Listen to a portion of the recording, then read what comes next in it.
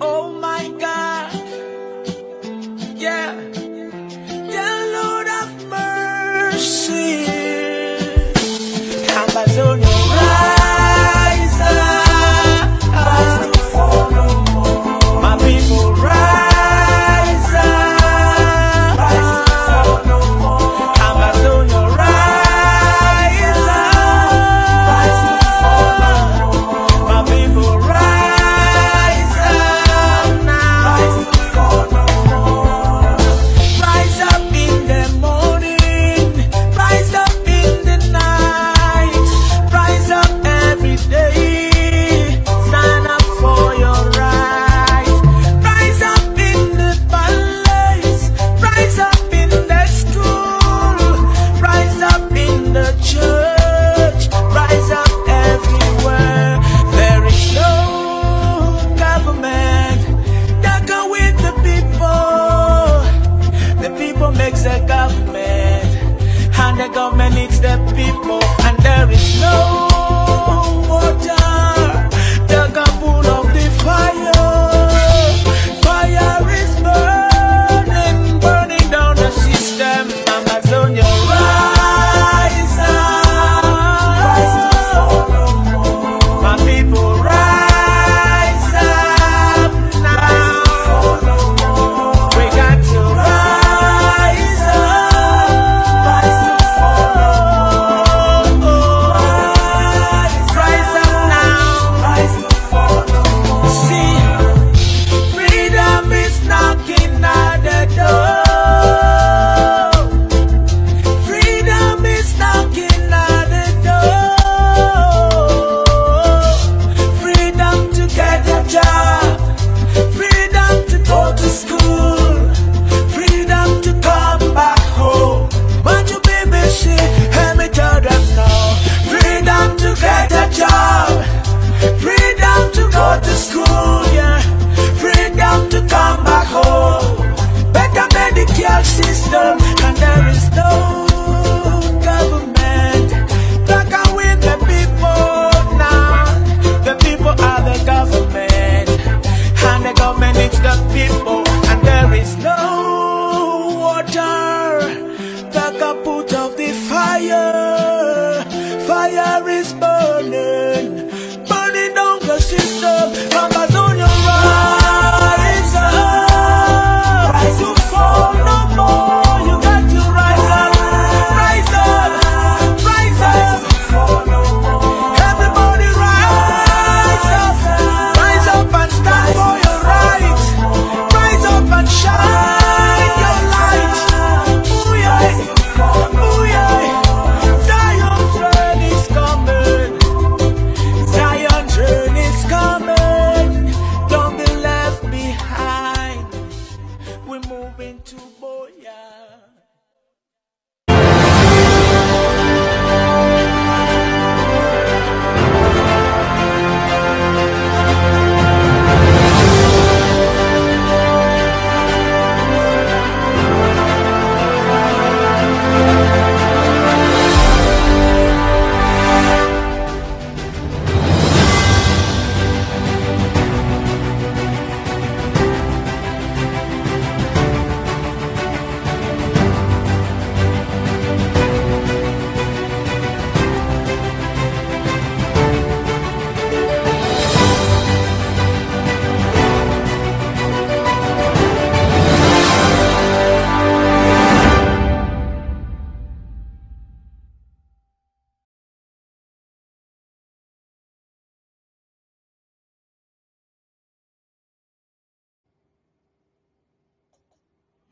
Good morning. So as we come this morning observing the landscape of the political reality of the Cameroons ahead of the Franco-Cameroun organized elections this morning, we can't help but feel a sense of shame mixed with resignation.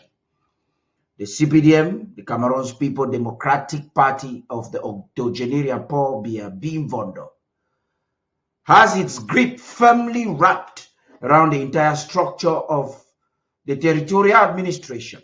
They control not only the Constitutional Council, but also the Electoral Council and ELECA, every key component that should ensure fairness and transparency in a supposed elections. The same individuals handpicked by a single dictator were served for over 43 years in these critical roles. They are beholden to that figure, rendering their hope of impartiality a distant dream for the people of French Cameroon. And yet, as the polls are supposed to open this morning, the people of French Cameroon cling to their hope despite being acutely aware of the prevailing circumstances.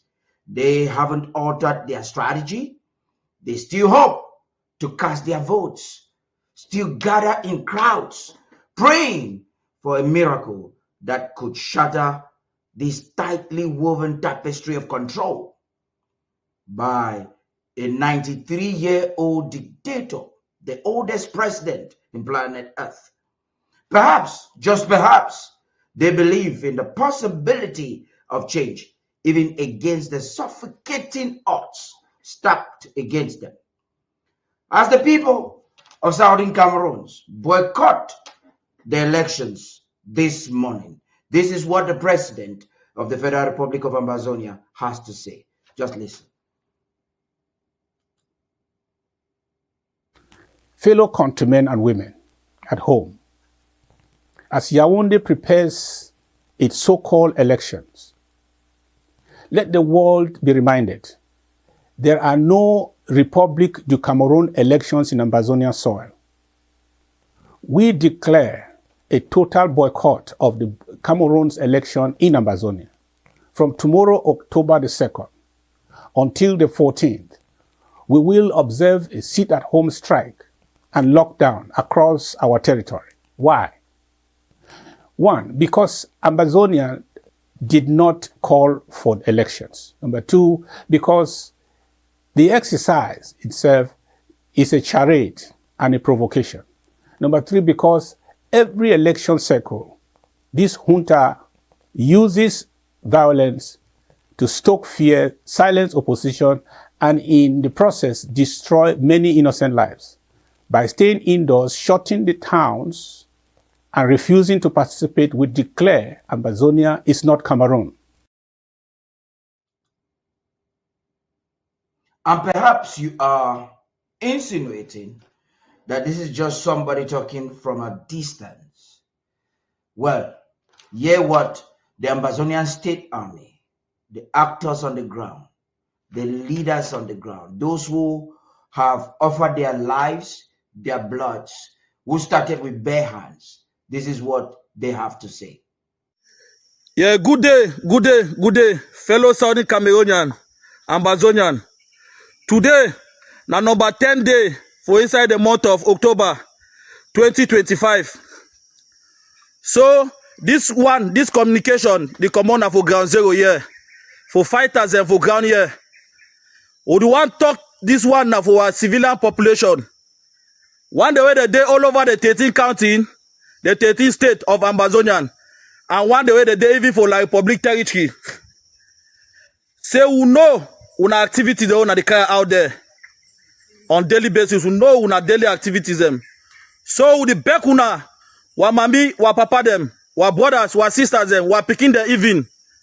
So una stay away from anything like public. Una stay away from anything colonial leadership. With the back una, say una no say we una picking them, una brothers them, una husband them, una wives them. Who enter this war have a fight for free homeland, not before turn gun for una. And that's why we always come back for tell una, update una on information about how the struggle they go. We know say tomorrow where they come, where we will call and say Sunday, na la Republic election day. So may una, our own people, una avoid anything where it concern like public. No be so. That's so. Because if we no go get una today, any defaulter way go for election. If we no go get una today, we go get una tomorrow. No be so. That's so. If we not go fit get una today, we go get una tomorrow. So me any man, any our brother, una see this flag, na Ambazonian flag this. Now the country do all the fight for. And we go do all things for protect this flag. We then have to do all that affair. Una don't hear Chuguma don't talk say he be sorry for say he don't support the like public government. For say me they be against Ambazonia. No be so. So if we not get sense, we not get for understand say all that one that they politics them. For say me they win una heart, me they buy una conscience. So me everybody be very careful towards this time of like public election. We say no to any church. We say no to any church. Beginning from tomorrow Saturday, right up to the end for Sunday. Nobody not get nothing for do with churches. Nobody not get nothing for doing Jangi house. Nobody not get nothing for do any meeting group. No be so? Not so. So we go thank una because we don't already pass message or pass avona. Here where the airplanes know the big lengo go live. No be so? Not so. Asawana. Asabuam. Isimili. Yes, we will end the talk for talk say weti. Long live the Federal Republic of Ambazonian and short live the struggle. Asawana. Asawana. Asabuam. Isimili. No be so? When I play the day, Amba forces them. This may sound offensive to some Christians who might not understand the full message, but we have also seen Cameroon utilizing every organization. We are avoiding a situation where a crossfire, I think that's the rationale of the government, where a crossfire could have Christians inside church. We have seen Cameroon in Bali spray bullets inside a church building. We have seen some church pastors acting as proxies of the colonial administration to avoid conflict between the two forces that are active on the ground in southern Cameroon today. I guess that's why the government of Ambazonia suggested, even today, Sunday morning, we're receiving calls already from every corner of Ambazonia. We hope to give you updates as the day is unfolding. We're going to spend some time here observing the situation and counseling Ambazonians. But straight away, I have the representatives of the members of government. I have with me Commander Elvis of the ANSC. I have with me Barrister Fru John Nsoh, who is the Attorney General of the Ambazonian government in exile. I have with me the chairperson of the Judiciary Commission, Barrister Mbeseha. Gentlemen, you're welcome. Today is the D-Day, the 12th of October, 2025. And the people of the French Cameroon are hoping for a miracle, while the people of Ambazonia, in their large majority, boycotts the fraudulent election. We understand that a cross-section of Ambazonians have not even registered for the elections. I'll begin with you, Barrister Fru, and then second with Barrister Mbeseha for your appraisal before we get to Commander Elvis to tell us a little bit more on the excerpt of the video we just watched. Barrister Fru, please. Yeah, Paddy, thank you very much for this morning commentaries. I greet all Ambazonians on the home front. I am hoping that you are at home watching us. I'm hoping that for your security, you are not out there anywhere doing anything funny. Stay at home and just rest. Watch ABC Amba TV. Watch us talk to you, and we will have a best part of the day. Thank you very much. That's amazing. Vice Mbeseha, please. Thank you for having us once more. It is about 9 a.m. in Ambazonia right now.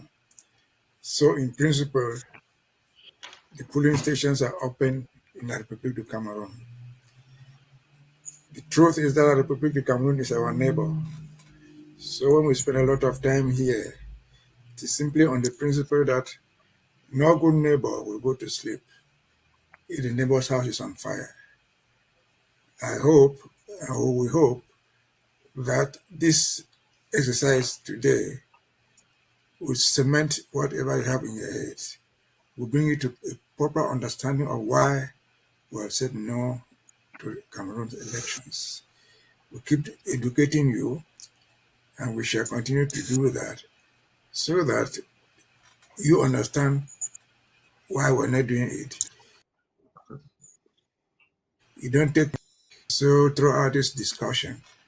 Open your ears, open your eyes, you will learn something. Over to you. Amazing. Commander Elvis, let's get straight to it. We just watched a video from the State Army on the ground telling the world and advising Ambazonians of the need to stay home. That's where I'd like you to anchor as you join us with this conversation this morning. Please talk to us. Director Paddy, good morning, and Mbeseha and Fru. Always a pleasure sharing the studio with these great statesmen. This Sunday, the 12th of October 2025, is one of those days that we have been anticipating. Anticipating in the sense that, the Ambazonian National Self-Defense Council does see a strategic relevance to us using this once in a lifetime opportunity to be able to uh, draw to conclusion our long struggle. So for the past couple of weeks now, that the entire territory has been under these so-called Mami Wata lockdown, like we termed it, right? And that lockdown comes basically because the people of Ambazonia have rejected La Republique's foreign rule in all forms and shapes, their colonial imperialism, their assimilation. We have rejected that and that sort of slavery from all our territory. So actually telling our people that there is no La Republique presidential elections in Ambazonian soil. So everyone has been asked to stay indoors, especially yesterday and today. The ANSC, on her part, sent out an audio requesting all leaders from all 13 counties, right? The Ambazonian State Army, they have their values, such as being loyal to the chain of command, duty, respect, that of, for example, self-service, honor, integrity, just to name a few. But the call this time around was one of respect and one of duty. They were all called to be at the full capacity of alert and being vigilant to ensure that there is total and unmitigated compliance by all 13 counties. So this day is very peculiar because those banned elections in Amazonia would amount to any unpardoned treason that should anybody go out and vote or attempt to vote, they know that they will be facing the wrath of the Ambazonian people. And the Ambazonian State Army are called upon to enforce those orders.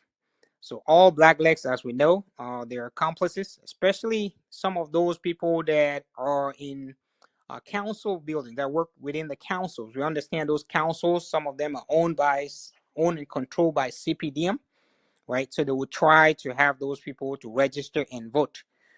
Any name that comes in, if that person votes and is in Ambazonia, they should better be packing and leaving, because our warders will lay hands on them and there would be no mercy for them.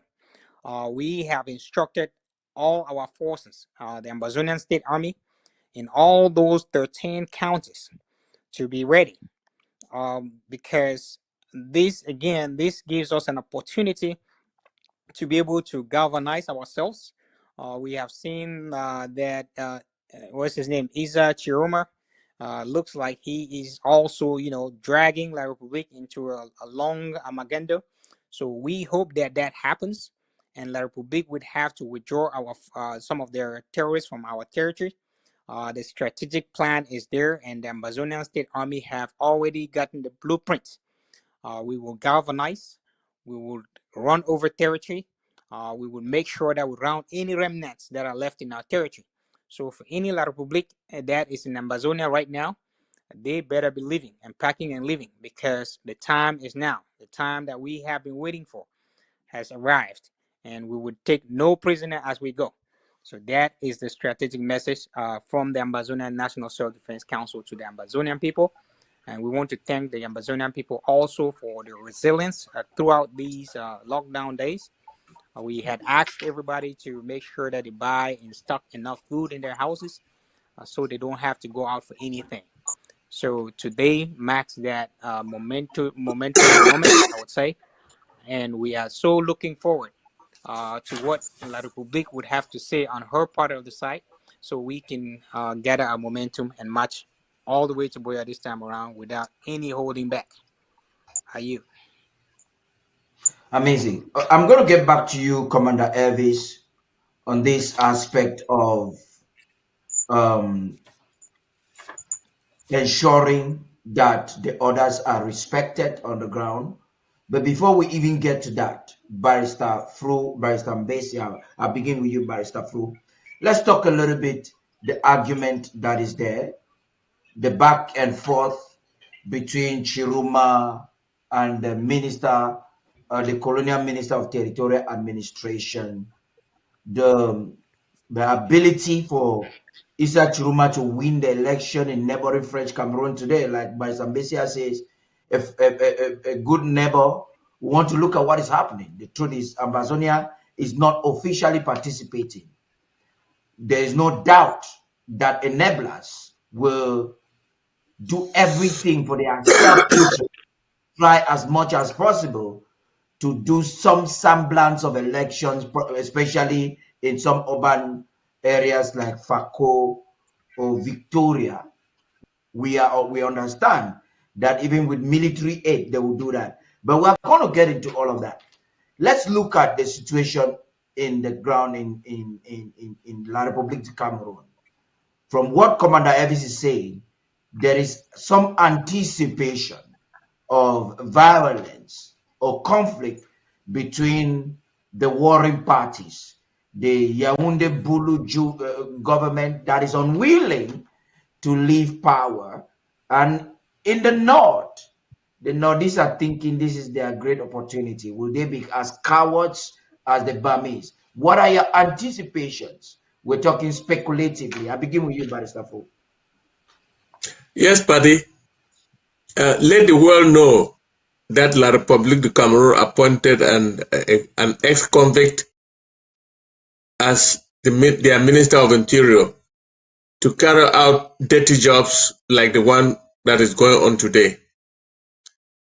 You will not imagine, Paddy, that Atanganji Paul has been dishing out tautology, threats, laws that he does not even understand.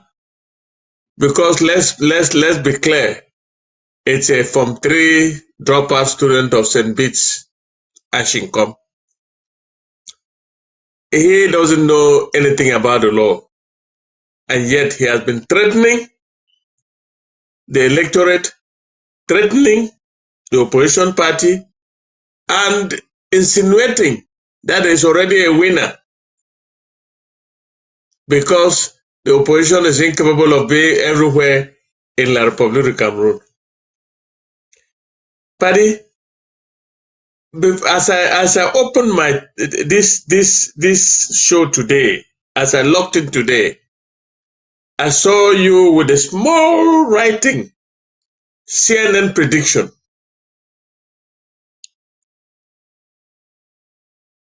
Chiruma the winner, the next president of Cameroon. CNN projection. Now, there is every indication that Chiruma, the momentum that he has galvanized the electorate on the ground, the massive crowds from the north to the south to the east and everywhere in La République of Cameroon indicates that he is the front runner of this election. La République of Cameroon has already prepared to announce victory for Paul Biya. They control the electoral processes. They control the Constitutional Council, and even the Supreme Court they control. And they have put a fraud mechanism that they want to project. They are even saying Biya is the winner, Bello is the second, Cabral Libe is the third, and Chiruma the fourth. Look, just reverse that. You know what I'm talking about. Chiruma is the front runner of this election. And I want to tell you that the election of this year is a referendum on the catastrophic 43 years that this old man has put this nation, our neighbor, through. And anybody who thinks that there will be a repeat of 92, let him think again, because this man from the north has been preparing for this for a very long time. He might have just resigned from the Biya government a few months ago, but he has been preparing for this for a very long time. And the strategy that he put together has worked. He worked very, very closely with what they call the Douala group. I have been observing them very, very closely. I know Jakam Chamini personally. I know Ekane Aneset personally. I know Sam Becker personally. I know even the man of APC, the parliamentarian from the SDF, the renegade SDF parliamentarian. And let me tell you, it's a very high risk election. If you hear that civil war has started in La République of Cameroon, know that the CPDM has declared itself winner, even though they have not won the election. And the way this election is being run, by 10 o'clock p.m. tonight, La République time, the winner will be known. And let Atanganji, the Constitutional Council, and the Electoral Council be working for 2 weeks to produce election when the results will all be announced to the world. It's not a proclamation, but the results will be released to the world so that the world is put on notice who has won this election, because of the security gadgets that the opposition, that is Chiruma, has put. Chiruma and his coalition, the coalition of the people, has put together with young people, with telephones all over the place, with IT specialists all over the place, to track everything and to produce the results in real time. If that happens, and La République comes after and proclaims Biya the winner, I'm predicting chaos. I'm predicting a fight. Let's be clear here. Icha Chiruma is not the friend of 92. Icha Chiruma is a man who has suffered under this regime. He spent 6 years detained by this regime for participating in a coup which he knew nothing about. He was finally released after six plus years. Icha Chiruma has been working, preparing. He has been in the opposition and out of the opposition into government, and momentarily out of government into the position and back into government. He has been studying and preparing for this time. And let nobody think that La Republic will ever be the same. I have been watching, I have listened to the debates, I have been watching very carefully so that we in the Southern Cameroon, Ambazonia, must know who our enemies are and who the next door person is. So I have made sure that I go through all what is happening, and I can tell you, Paddy, without mincing words, that if the CPDM does what they did in 92, this election, Cameroon is done. The chaos that will ensure. Talking about the playbook that we already know. Cameroon uses the media. They are expertise in corrupting the media.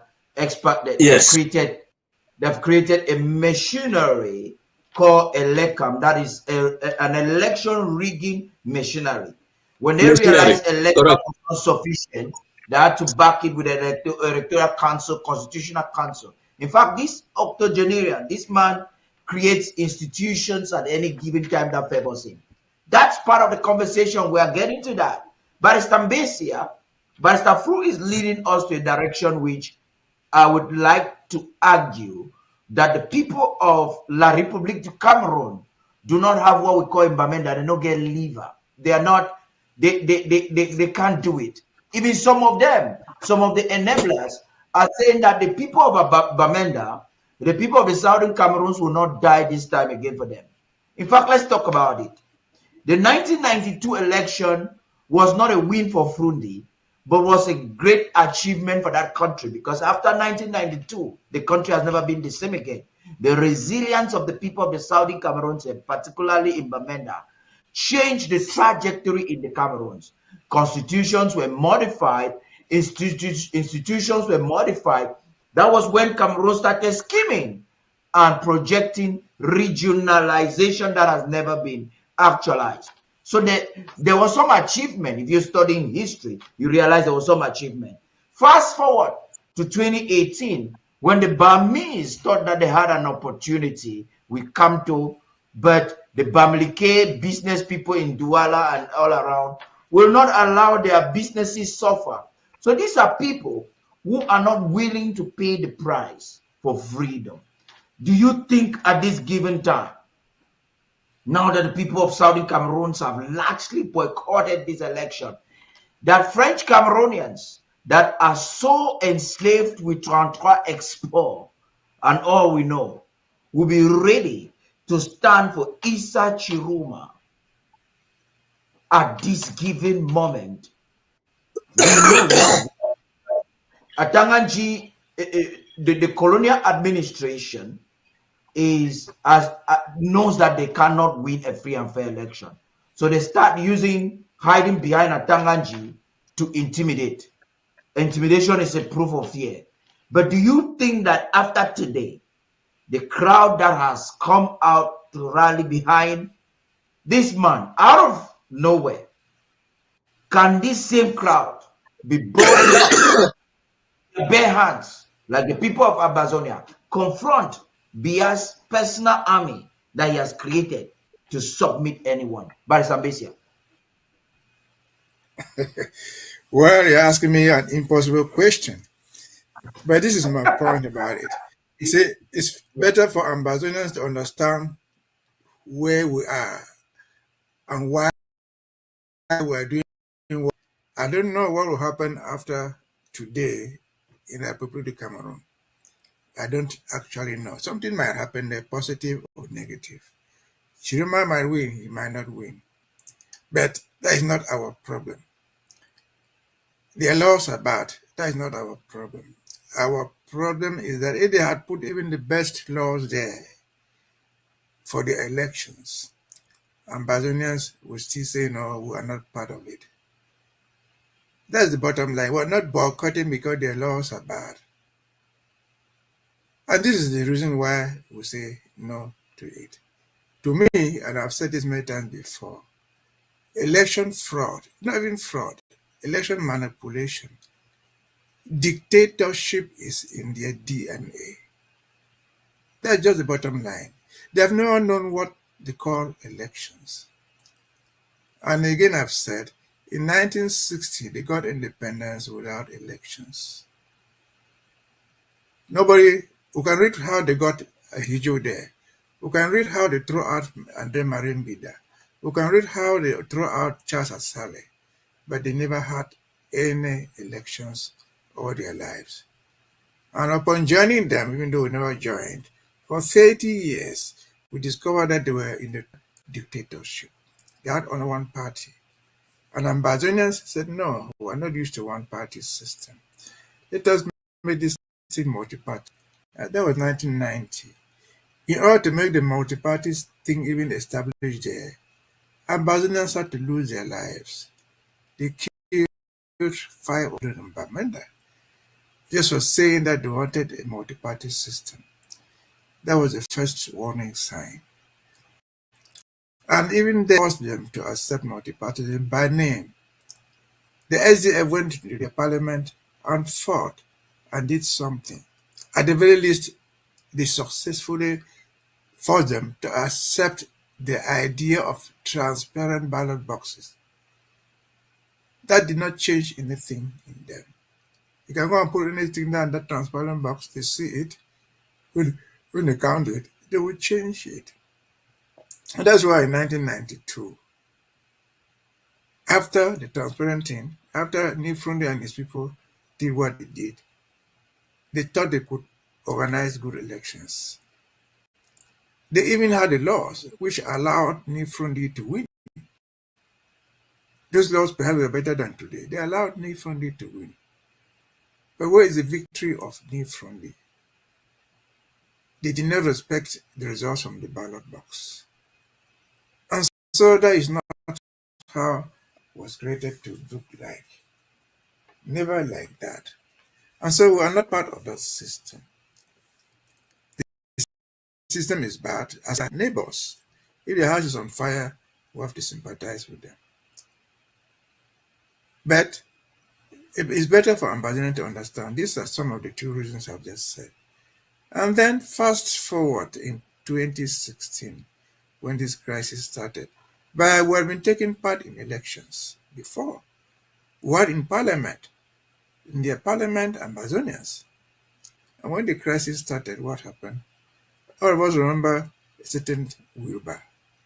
Wilbur was a parliamentarian. Wilbur had parliamentary protection, immunity. He stood on the floor of parliament and spoke. Just what every parliamentarian is supposed to do in any civilized world. What happened to Wilbur? He has never gone back there. That's the only one I know in my own life, in the whole world. That parliamentarian will start on the floor of parliament, speak something which is supposed to be his or her duty, and then a warrant will be issued for him to be arrested and detained. Since then, Wilbur has escaped. He escaped. He has not come back. Those are the reasons we say we are not part of it. It is whether you have good laws or bad laws, fraud, election fraud, election manipulation is part of your DNA because they have never enjoyed anything called elections. Maybe this time around they'll go and fight. So be it. If they fight, we'll tell Ambazonians, be careful. Come back home, we've always told them. And so those are why we say no. 2016 came and passed. 2017 passed. Wilbur fled. Remember they are doing election now. In 2018, there was elections. This Mr. Paul Biya, which we didn't even take this position we took. The Ambazonian who took part in the elections. Paul Biya, 2018, when this war was already 2 years old. He had been 7 years there. His so-called elected officials, parliamentarians, he himself, his prime minister, they have not extended any idea of electoral process to influence what is going on in the country. Nothing. They have ducked in on their own way. And so we understand, I personally believe, Chiruma could win. That does not mean anything. Paul Biya can be brought back there. There is nothing important to us. Because the reason why we say we are not part of it is that they have never been people who are influenced by elections. They do what they do. They are a dictatorship. That is the facts.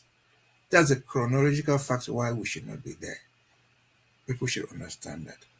Are we legally right to say, no, brothers, sisters of Ambazonia, we are no longer part of it. Don't go there wasting your time. We are legally right. Why? Because all these efforts we took in 1990, under the mistaken belief that we were one country, they did not work. Then we looked back again and said, until 1961, we were having elections in Ambazonia.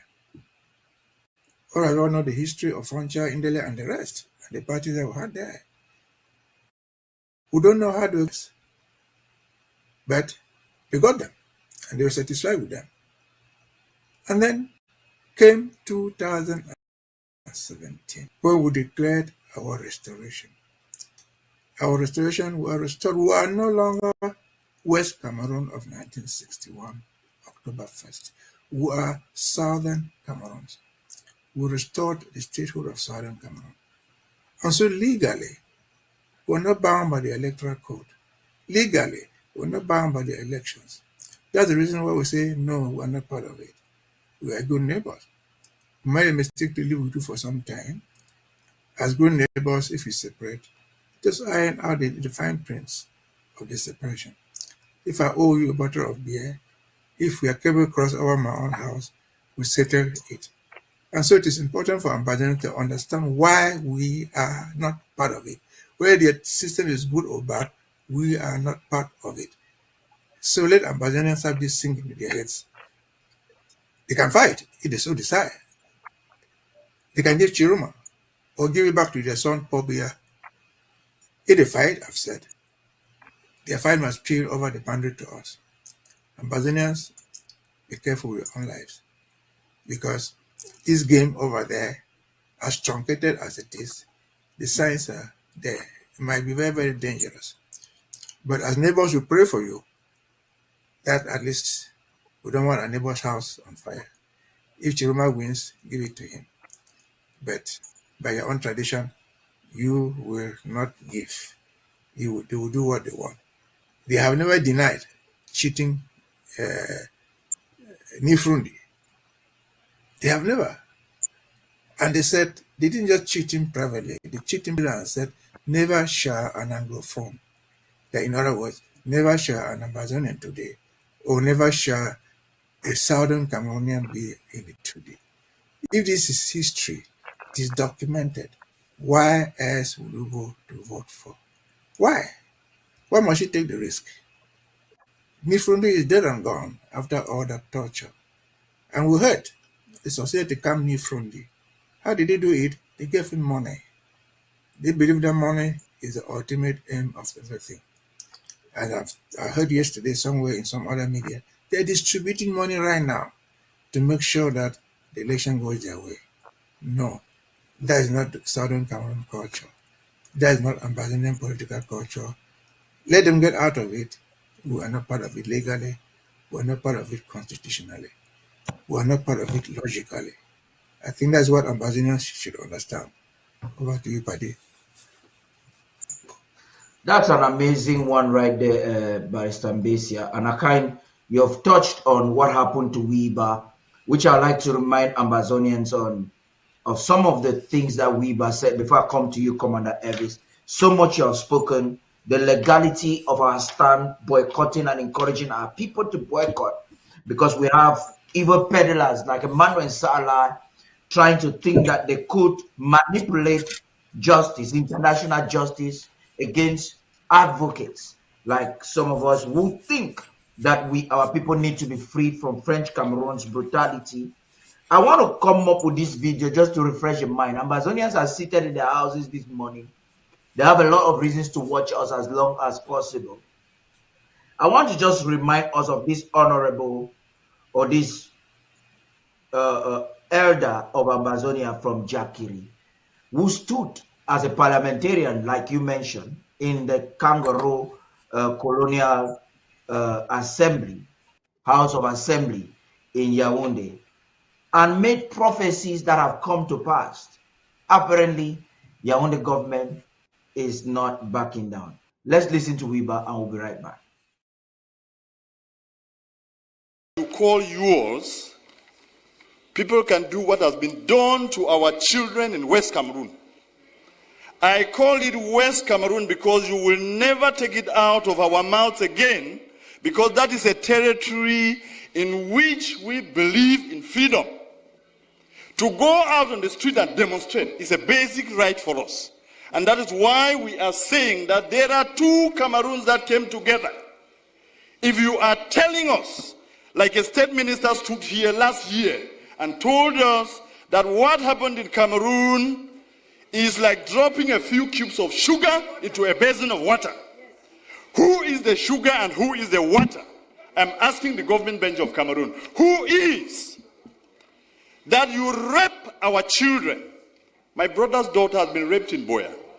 I swear to you, the government of this country, does the president of this country know that the governors and the DOs and all the administrators you are sent to West Cameroon are out there behaving exactly like an army of occupation?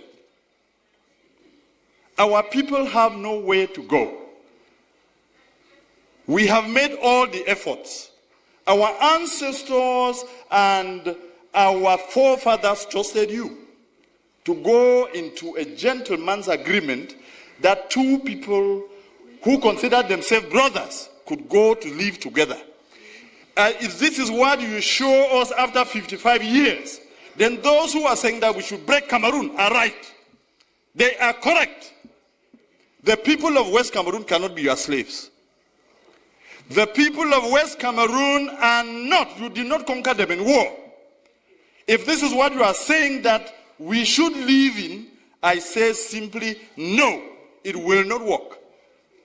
How do you have an army that's supposed to protect children? Step out there, beat them, and rape some. It is not heard of in any country.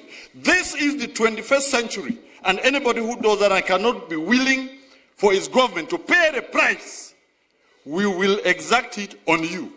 Because you are making us believe that we went to the wrong place. What is there to say? I want the world to know and to have it on record that we have made efforts. I have sat with ministers and listened to them talk. The first one was the then Minister of Justice, Amadou Ali, 10 years ago. And I took my time, drove from Kombo to Yaoundé to tell him something is brewing out there. This thing that you people are sending gendarmes to beat people up and say all of these things, there is pain in West Cameroon. And as Minister of Justice, be very careful. What happens there? And he turned around, looked at me, and told me, Mr. Weber, it is your people who choose to come here. He is alive. He told me. Last week, I went to see the Minister of Higher Education, Professor Famendongo, and I told him, the problems in Cameroon, the problem we have in West Cameroon, is the problem that will bring down Cameroon. If you do not handle it well, you will not know Cameroon as it is in a few months or in a few years. when people have had pent-up anger and pain, humiliation, for over 50 years, when it bursts out, you will never be able to control it. And I told him, and simply what he asked me was, qu'est-ce que vous allez faire? Because you have your army of occupation out in West Cameroon, you believe that when the people will rise, even if you took the whole of the French army and added to yours, you will never bring them down. And we have no need for that. We don't have any need for that in the 21st century. This was the classic address that changed the trajectory. It was prophetic. Nobody took that into consideration. This man is from Bui. And Commander Elvis, I'm coming to you. I know the barristers would like to anchor from there to talk to Cameroon today. But Commander Elvis, there is no doubt that the elections today will be rigged. The Cameroon government has already told us that they are going to rig the elections. And they already think that Biya has won, even when nobody has gone to the polls. Of what gain is it to the Ambazonian State Army at this critical time? If the Wajos, the Zakawas of the North, in combination with perhaps maybe the Burmese, because I know some of the Anglophiles, like the Agbobala, Eneke, and all of these Enon Chung, these are just failures. They can't really do anything. If and only if the population chooses that they are going to defend their votes, they'll be killed. What benefit will that be to the people of Ambazonia? And what can be the caution of Ambazonians in La République du Cameroun and even those in Ambazonia? How can you caution them from a security standpoint? Please, Commander Elvis.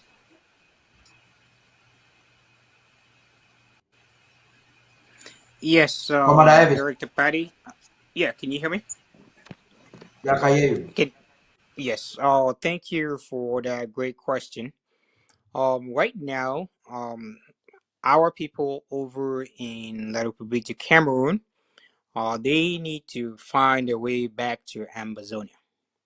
The Ambazonian State Army has issued several audios where they have told our people that had left when the struggle started that if they know that they left with clean hands and they do not have any bad intentions, then they should all come back home.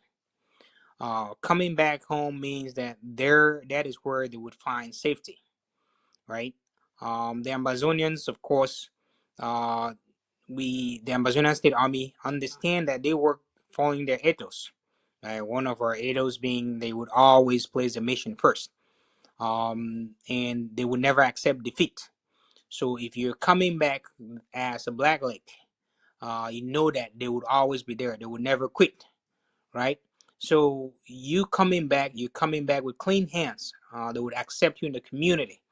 You are part of the community that they are defending. You're part of the reasons that they are fighting for.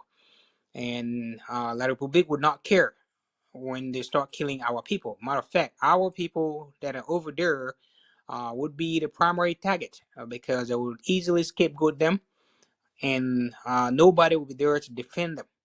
So them coming back to Ambazonia is the best advice that I would be able to give them at this particular juncture.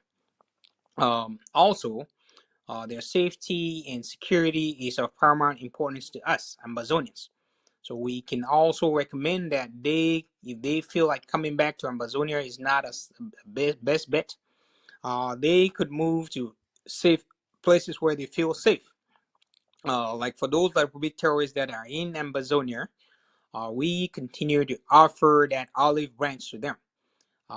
We have already started receiving some indications that some Republic terrorists in our territory are willing to hand over their weapons for exit into neighboring Nigeria, for example, right? So these are things that we encourage La Republique terrorists in our part of the country, in Ambazonia, to do. Other than dying for somebody that doesn't care for them, if they hand their weapons over to the Ambazonian State Army, they would be allowed to free passage to neighboring Nigeria. We also encourage our people that are over in La Republique to find other options. They could also go to Nigeria as well, or they could come back to Ambazonia, which is the best bet for us. But as of now, we are confident that the momentum that is building up, all the Ambazonian state armies that have been called to duty, act to respect the duty call and flush out any La Republique remnants that would be in our territory. So we ask that our people also come back to their territory where they would be safe and protected. Are you? That's amazing. I know you quickly want to. I like us to recap this momentous address of Honorable Joseph Weber. He spoke, nobody listened, and here we are today. It's a war Cameroon is aware they cannot win. But you look at the game plan right now, in reflection of everything Honorable Weber said, you're asking yourself, what is Cameroon's game plan, Barrister Fru? They are aware they cannot win the war. They know very well they cannot win the war, but they don't want to stop fighting. What's their game plan? Why is France insisting to coronate Biya even after today as president? Barrister Fru. Paddy, when I first spoke, I was laying the groundwork for what might happen in La République du Cameroun, which may affect us. And I take this opportunity to thank Commandant Elvis for laying that blueprint. For security reasons, he has not gone into depth, but he has laid the blueprint. Whether Churuma wins or Biya wins, according to all the reports, according to all the security reports that I happen to hear, there will be chaos either way. Our citizens, the citizens of the Federal Republic of Ambazonia, must be protected at all costs. We must do what we have to do to protect our people, to make sure that the chaos does not spill over the southern Cameroon's Ambazonia. Like Paddy, you just heard our military expert. But what I am saying is that we have to know what is happening in La République du Cameroun in order to best prepare for tomorrow. It is a given that we have boycotted. We are not taking part in these elections, and we will never take part in any election of La République du Cameroun because we are not part of La République du Cameroun. That is a given. Now the question is, what do we do to ensure that the chaos that is looming in the air does not in any way affect our people negatively? We have people who are living and working in Douala, in Yaoundé, in Bafoussam, in other parts of La République du Cameroun. They are our citizens. We have the people living in the homeland of the southern Cameroon's Ambazonia. And there are porous boundaries crisscrossing into our territory. The Mongo is wide open, Matazem is wide open, and there's a possibility of a spillover. What do we do to ensure that our people are protected? That is one of the raison d'etre of the management of the boycott.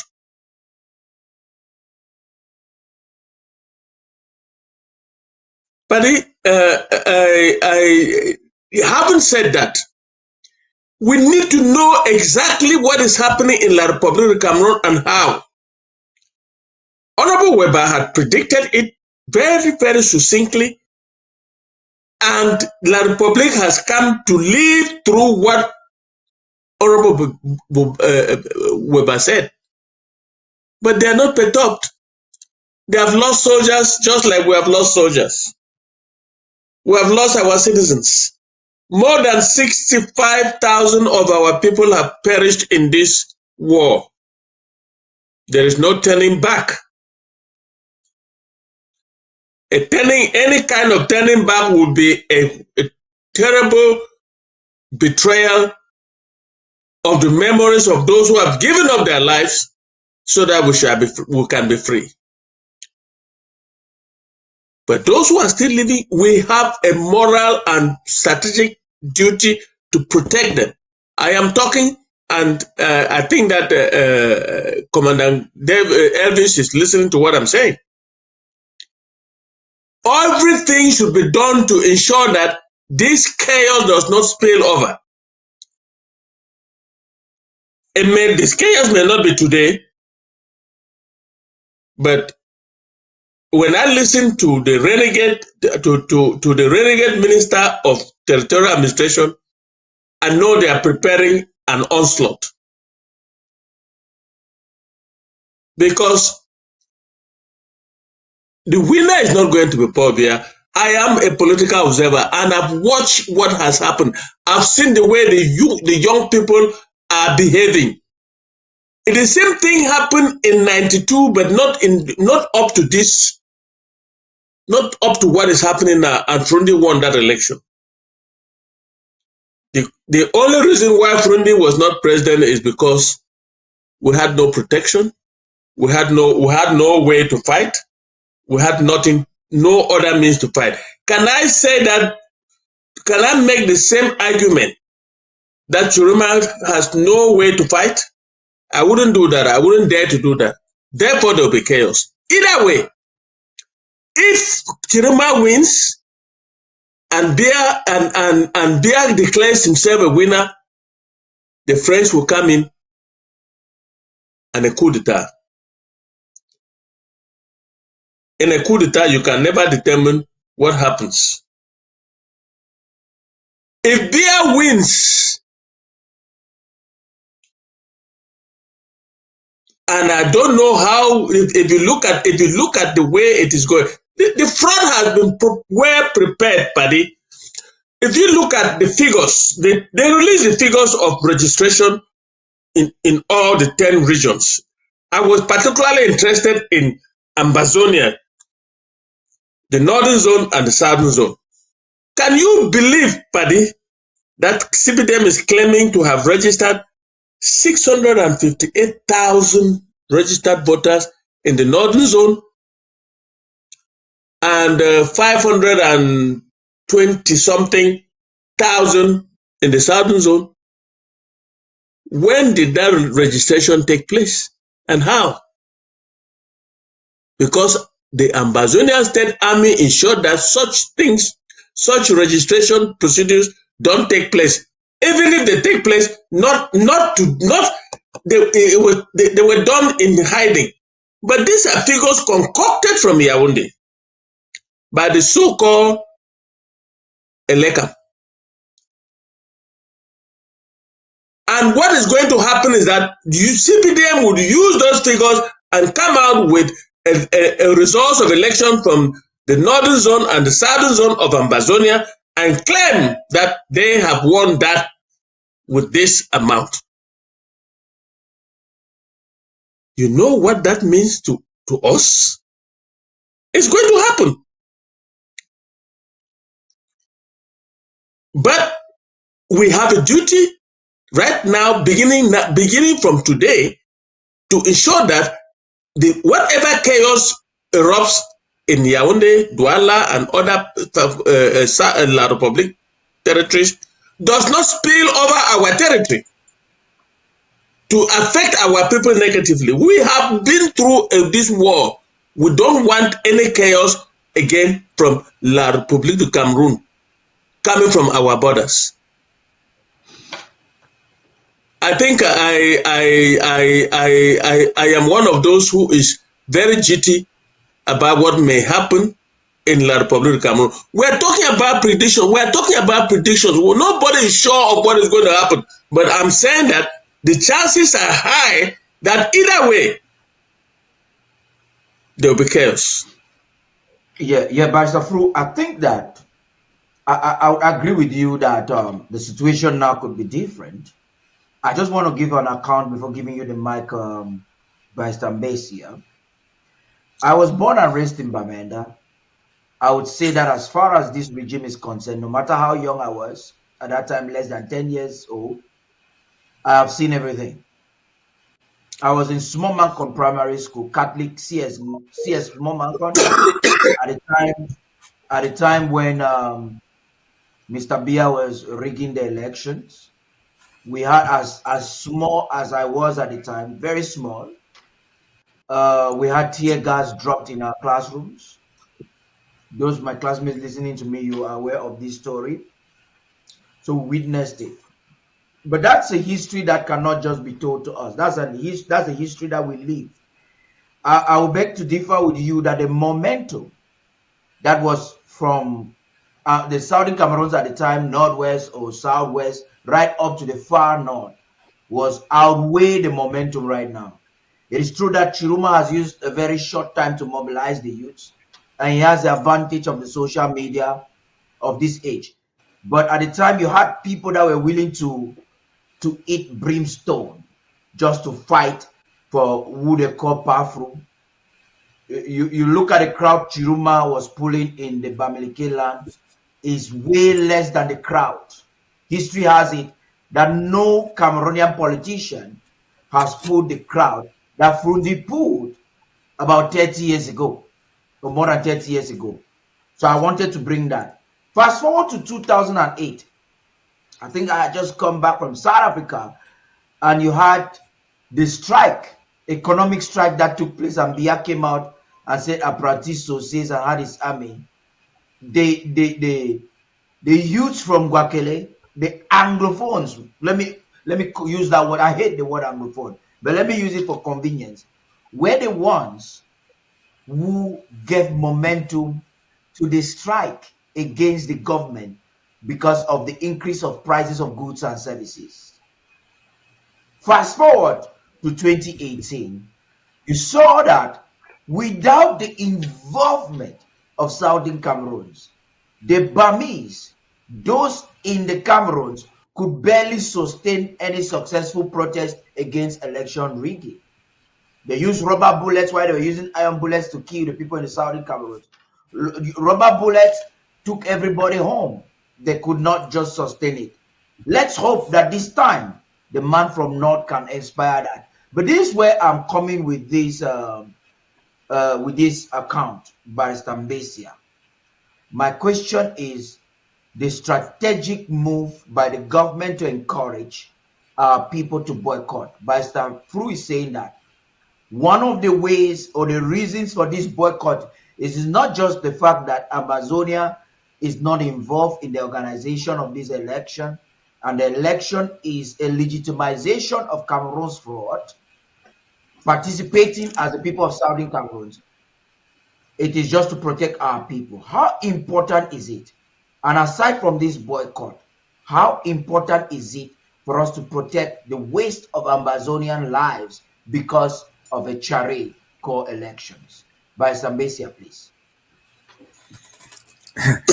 Well, it's not really important, but this is the problem. You ask, after Weber did all that, why is Yaoundé still fighting to come and conduct the elections with Ambazonian? If it didn't come to us, we would not be having these debates right now. We're having the debates because there are people in Boya, in Kumba, in Bamenda, in our towns, pretending to vote for candidates in the elections. But why are they even doing it? Why are they even doing it? You must ask yourselves. These were not manufactured from England. They are not manufactured from your own brothers and sisters.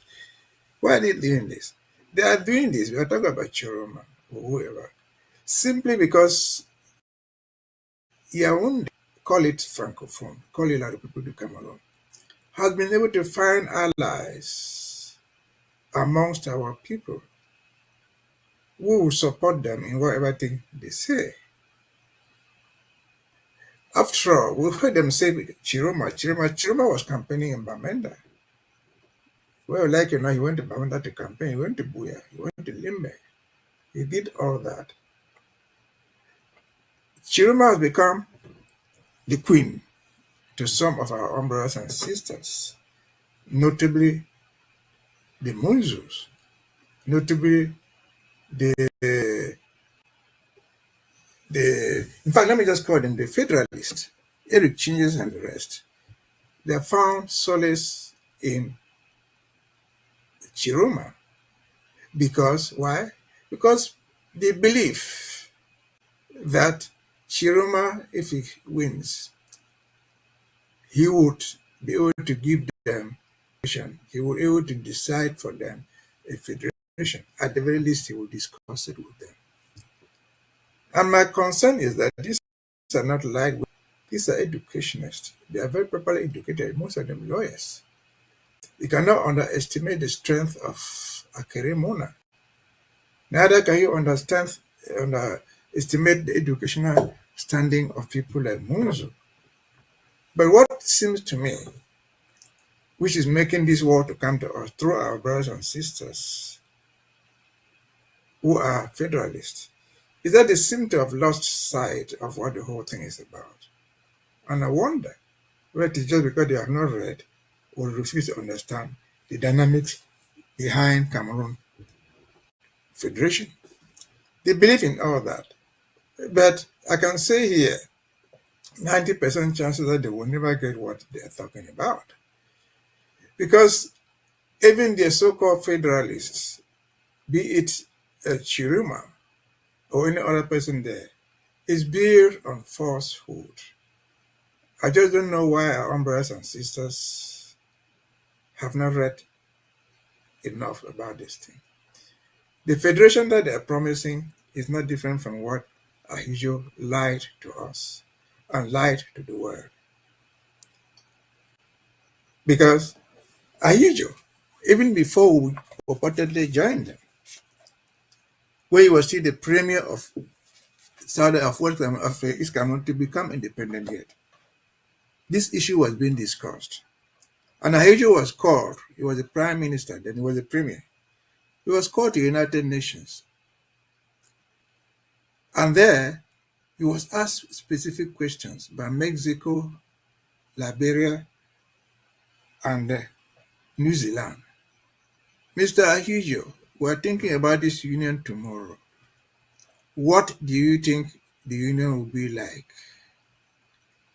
Ahidjo replied, and I quote him, "We do not wish to bring the weight of our population to bear on our British brothers. We are not annexationists." This was a promise made before the United Nations by the would-be president of Cameroon. It was 1959. 2 years into that came 1961. They purportedly joined us. We purportedly joined them on the pretext of a federation, which federation was manufactured and tricked by Ahidjo as the head of state. Lied to Frontier, lied to the Indeles, lied to our own forefathers, because he never ever intended a federation at all. Am I saying this by invention? No. Less than 8 months into that, to that union of 1st October, the very Ahidjo went to Obolova on between the 4th and 8th of July 1962. We had not been there for 1 year. And told a cheering crowd of his UC party, he was organizing the UC General Assembly in Obolova, and told them that the federation he had given to Ambazonians to call it West Cameroon was just a transitional thing, that it was going to go away. He only believed in a centralized state. This is less than a year after he promised the United Nations of a federation.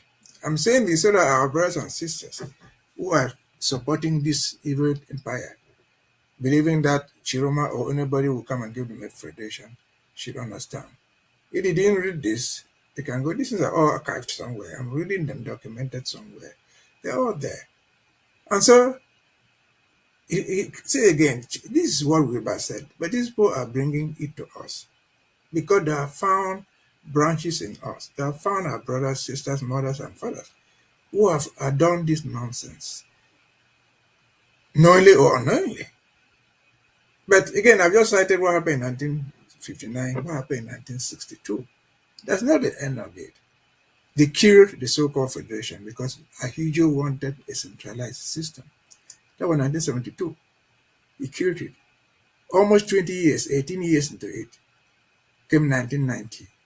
1990, where there was this uprising all over Africa. And that forced what they call the tripartite.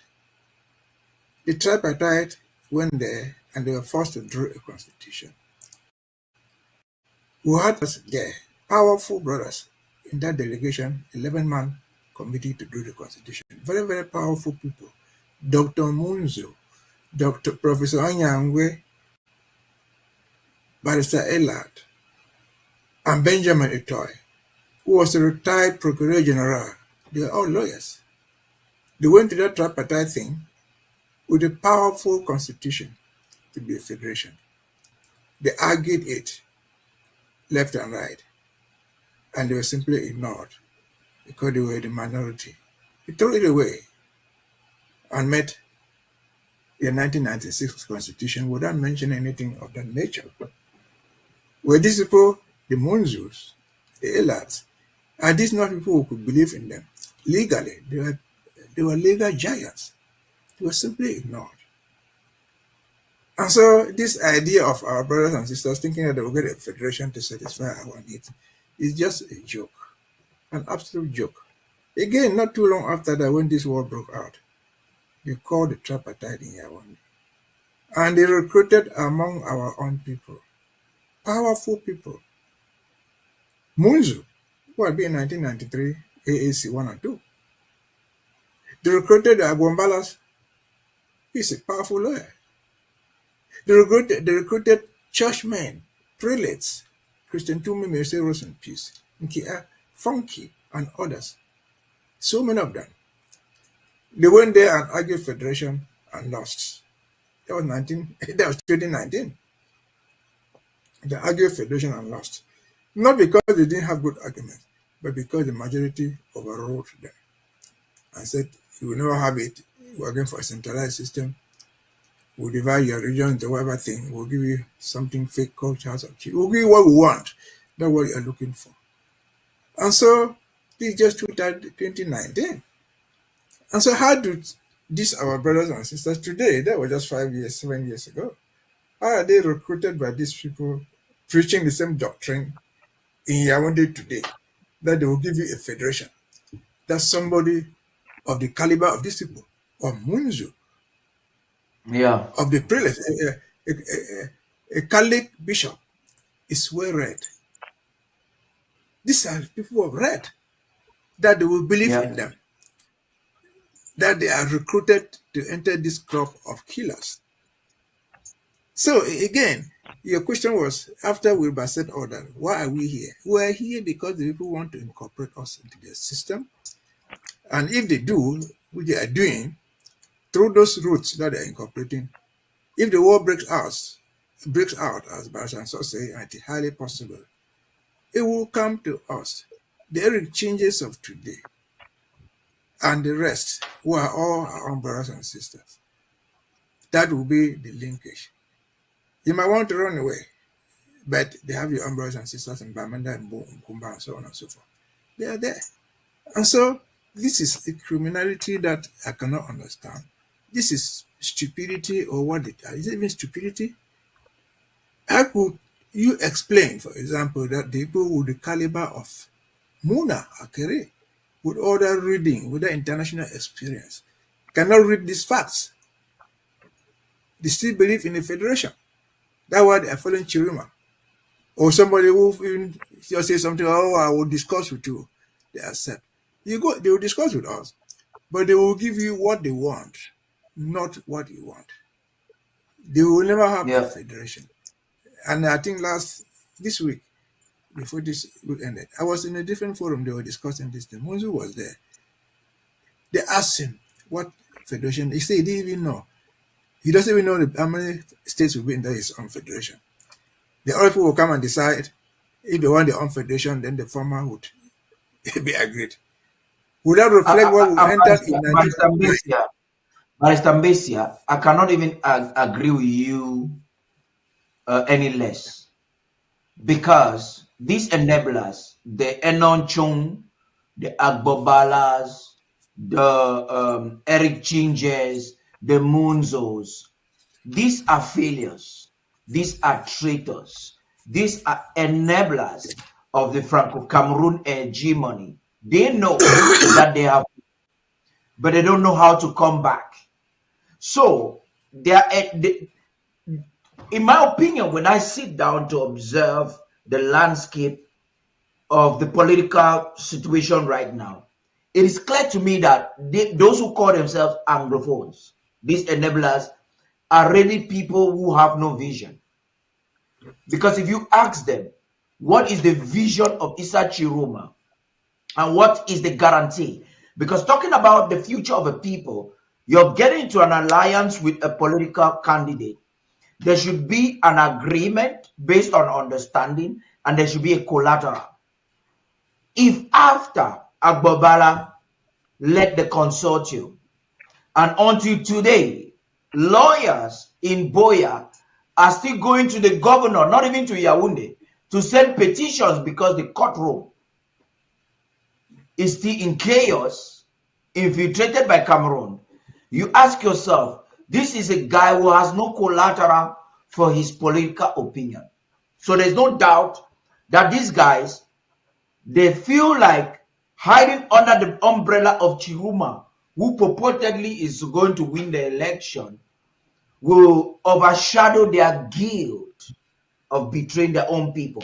Before we move forward, there's an interesting information we are receiving from the home front. In Bamenda particularly, our reporters on the ground are saying that largely the elections has been boycotted.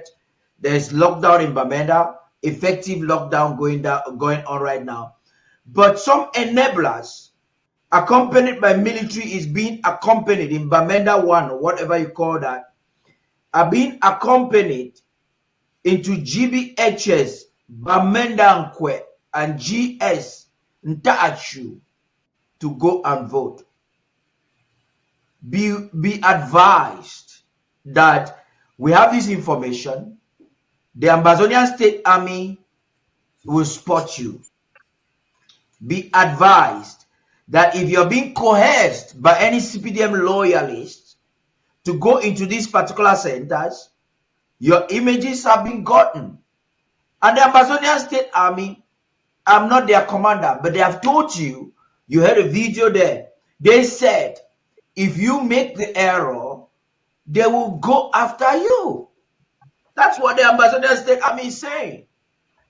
So be advised and stay safe. Another very interesting information is in French. I'm going to try, it's another way of Cameroon giving threat. I remember when I was in Yaoundé in 2017, and the Southern Cameroons took them unawares on the media. They were applying the same strategy. Ministère de l'Administration Territoriale communiqué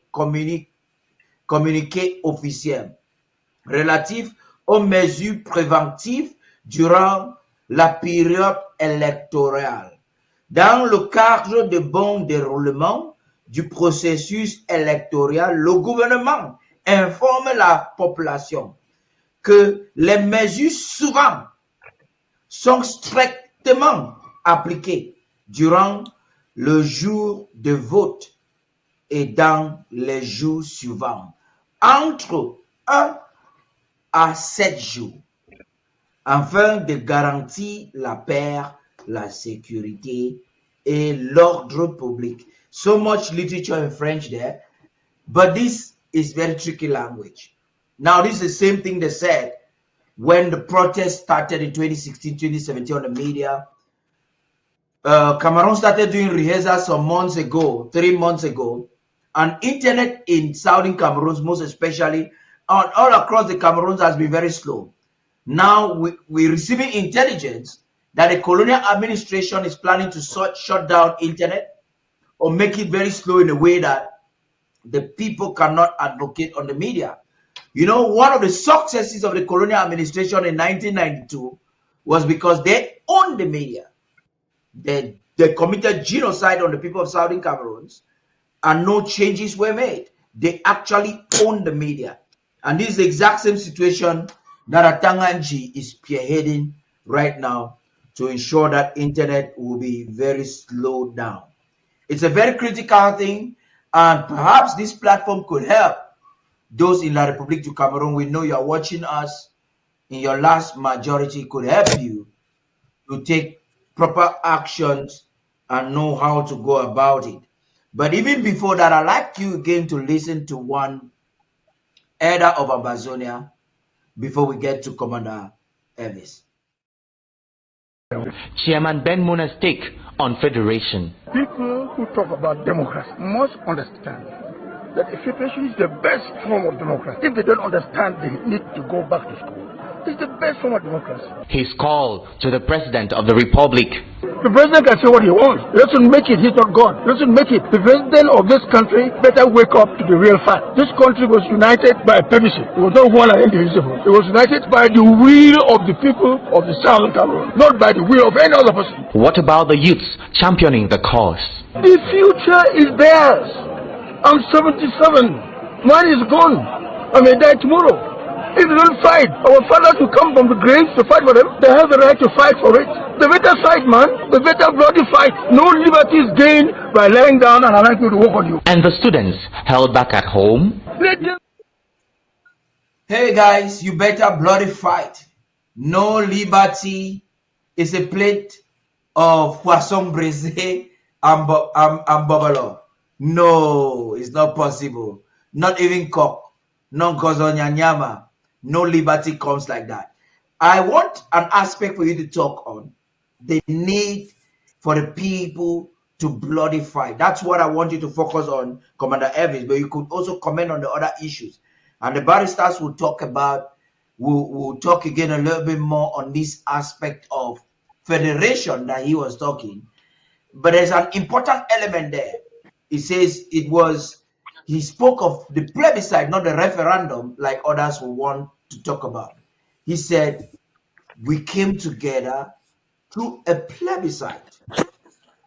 And Cameroon, I think Ben Muna was a little bit more honest than every one of his own siblings. But before I get to the lawyers, Commander Elvis, please talk to us. Yeah, Director Paddy, thank you again. I anticipated that because sometimes talking this history is always fascinating to listen to our statesmen. However, I am more on the defense part, so let me stick there. Again, we just heard the report that came from Homefront in Mbeseha County, to be precise. I want to also take this opportunity and also bring in the breaking news that just happened in Tobin, Kumbo, that is Bui County this morning. While some La République terrorists had violated the called for lockdown, there was a powerful explosion and that deleted a whole lot of them in Tobin. So there is gunshot all over the place right now. And our Ambazonian State Army made sure that they talk and they do exactly like their Major General's name is.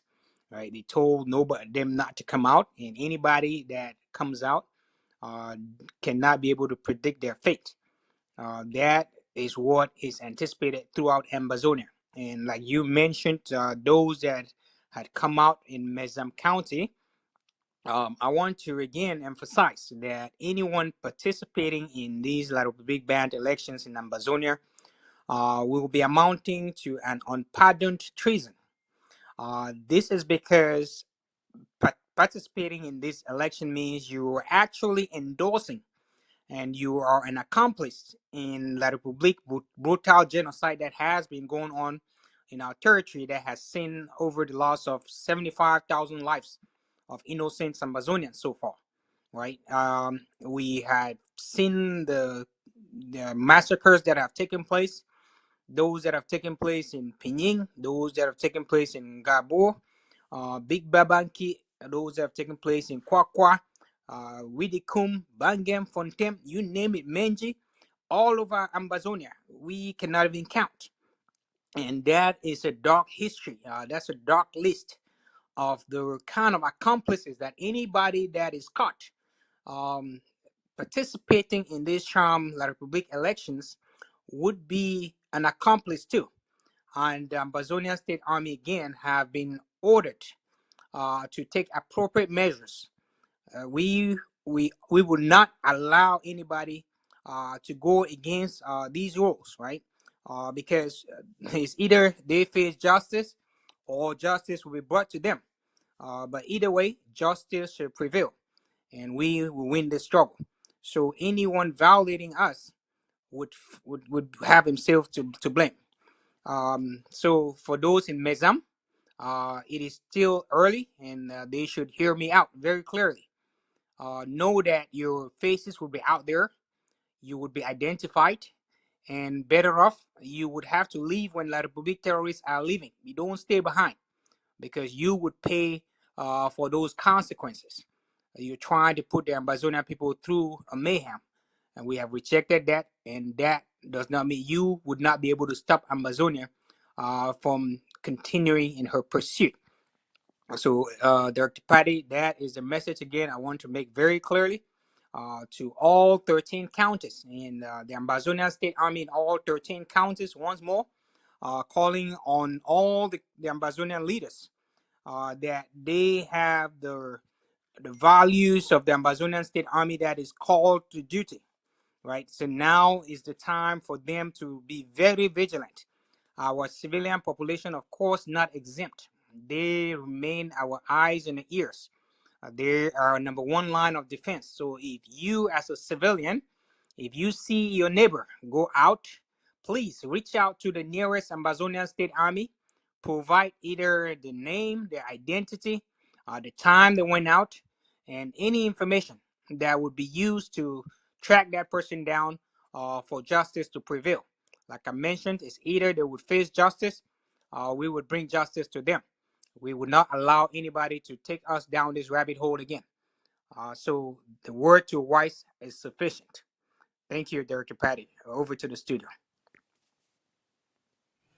Yeah, so we're opening the phone lines for everybody watching us at the home front to give us some. We're receiving updates in Bamenda. Very largely, we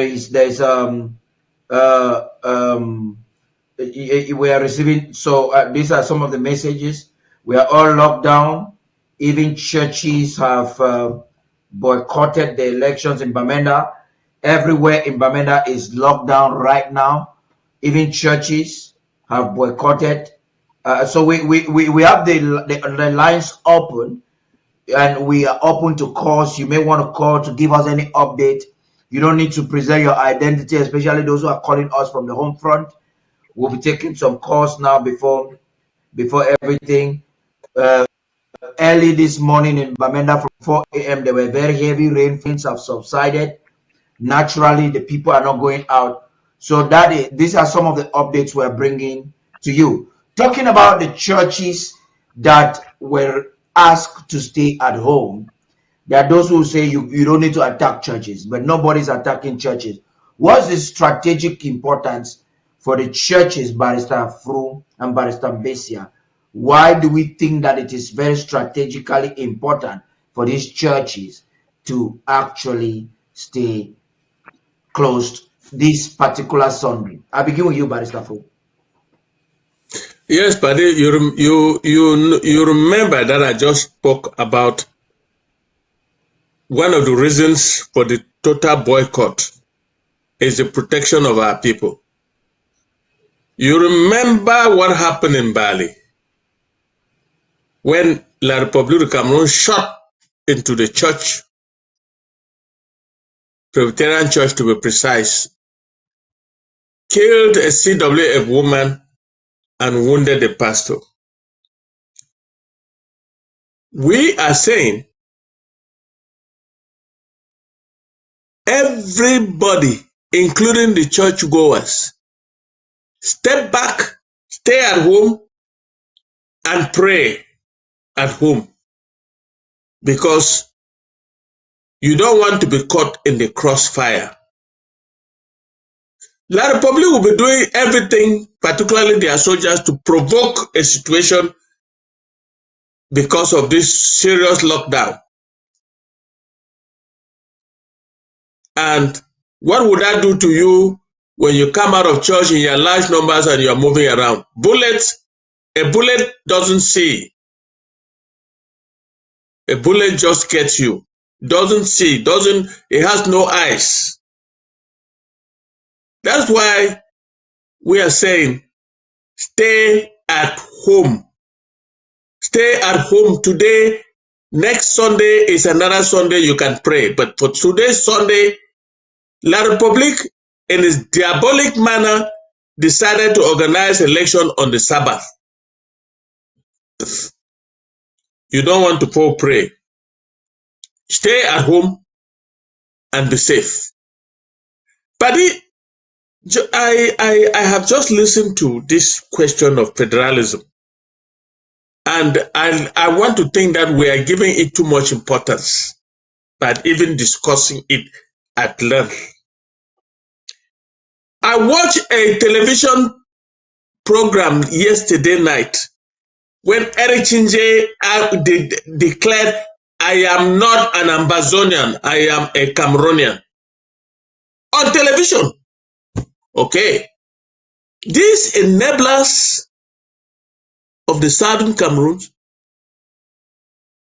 are unapologetic. They are open. They are supporting Churuma. They are doing everything for Churuma to win because Churuma says he wants to give them federation. They can have their federation in La République du Cameroun. It's not our quarrel. But don't bring your federation to the Southern Cameroon's Ambazonia, because we are not going to be part of La République du Cameroun in any federation, any form of federation, no matter what. We have long passed that since 1961 to 1972. What happened to it? So I don't see on this particular day that we should be talking about the elections in La République du Cameroun and its effect on our people. We are talking about federation. Giving Nsoh and his friends a hearing. It's a non-event. Eric Chinje has told you he's not an Ambazonian, and I'm sure Nsoh will tell you the same thing. So what are we? Why should we be talking about them? They are La République du Cameroun citizens. Why should we spend the time instead of analyzing and looking at what will happen to our people if the effect of this election spills over? That is what we should be talking. And how is this election going to affect our sovereignty, our march to sovereignty? I happen to believe that no matter what happens, if La République du Cameroun does not come to the table, it's not an issue for us. We will be free and we will be recognized by several countries around the world. So let's not get carried away and bring the political issue of federation on a day like this. That's amazing. You notice that was not the main thing of that conversation.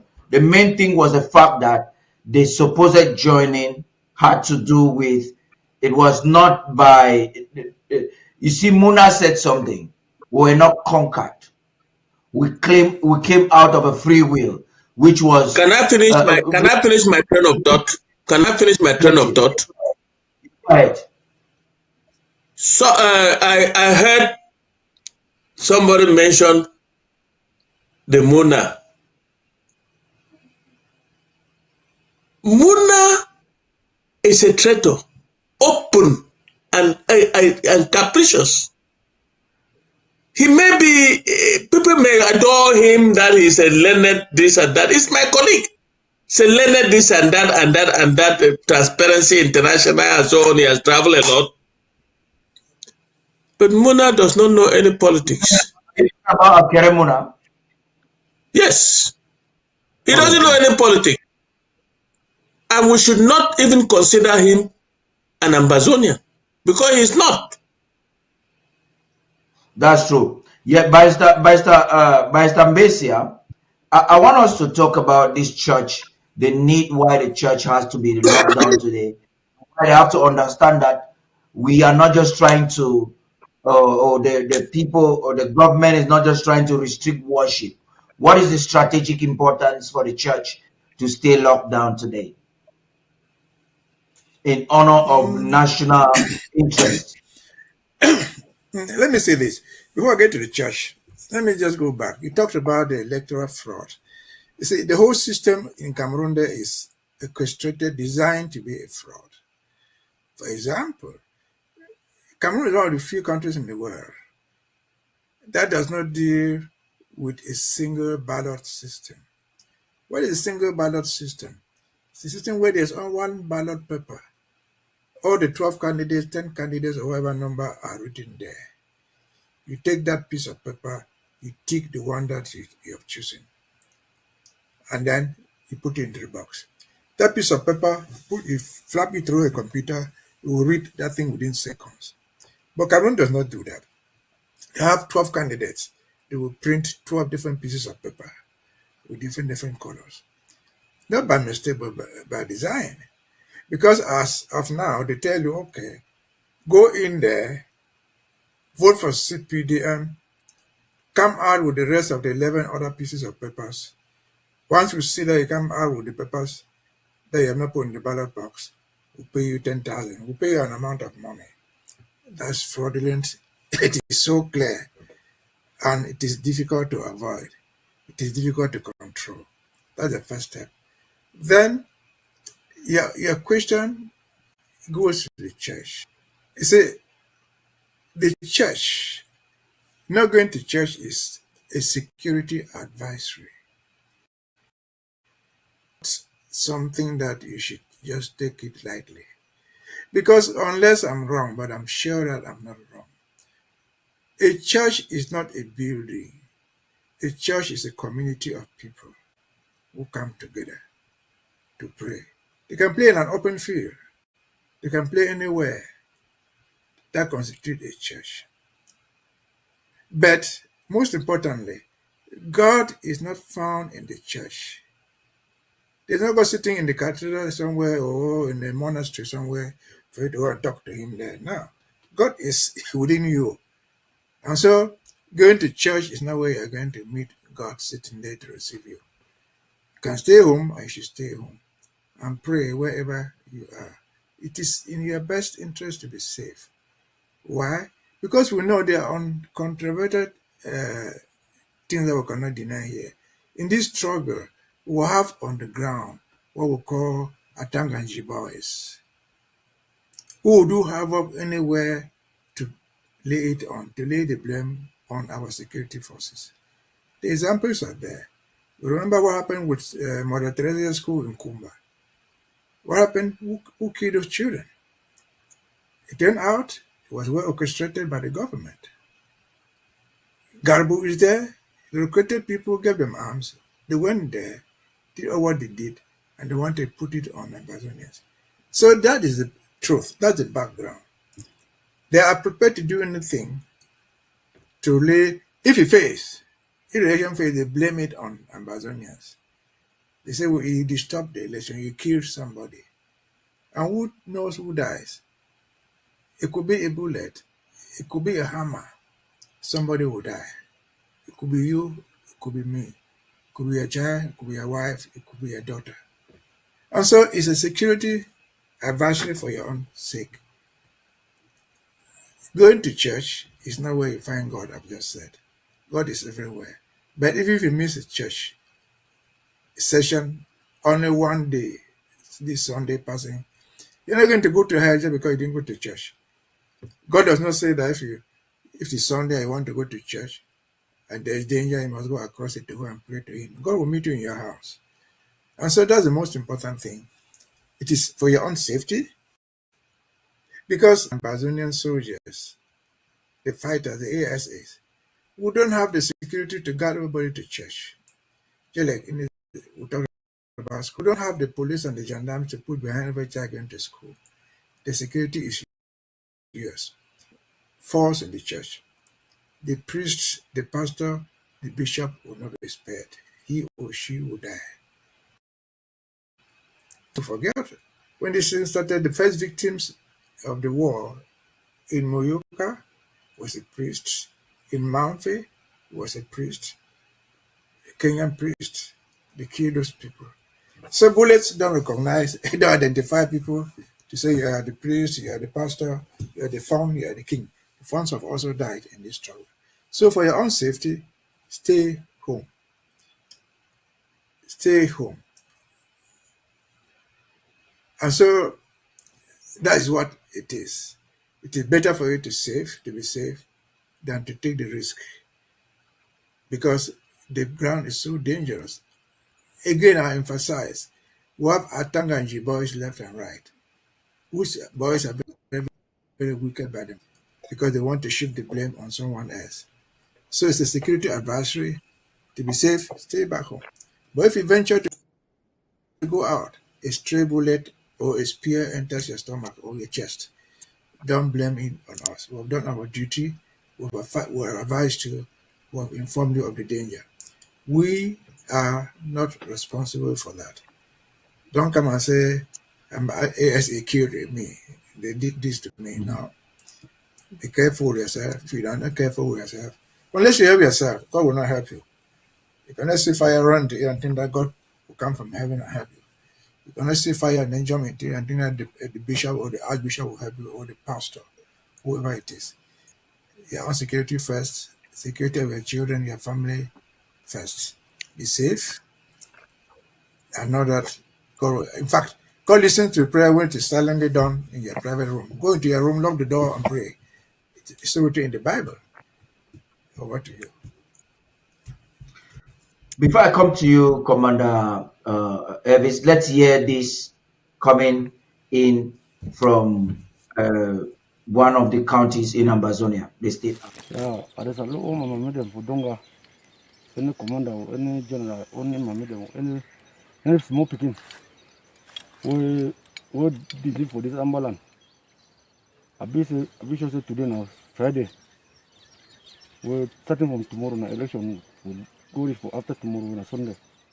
May any man, any man, if you say you want to live, stay for us. There's na bush ambo fudonga the talk. Any man starting from Tarh, Sabongari, go from Bozo, go for Ndu, Nkambe all. If you come for us, we are buying. Whether you want to go to church, that means your own they don't come. Tomorrow, Sunday, me man no come for us. Whether you been at home, or be if you be say if you no want your life, you come out. Men must stay for us. I beg my remedy with my papa them. For this Ambala, I beg all them. Say tomorrow, Sunday. Me no man no come for us. Church not to go tomorrow, Sunday. Yes. If you say no buy shop, eat today, so we'll try what I go try with shop now, buy now what for this Friday. Go Saturday, Sunday. No movement. Man no come out. Yeah. Thank you now.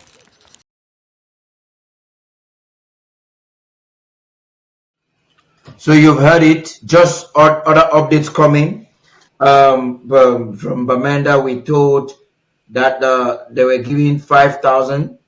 Those who are sneaking to go and vote, they were giving 5,000. France TFA to do that. Some of them were giving sabon and rice.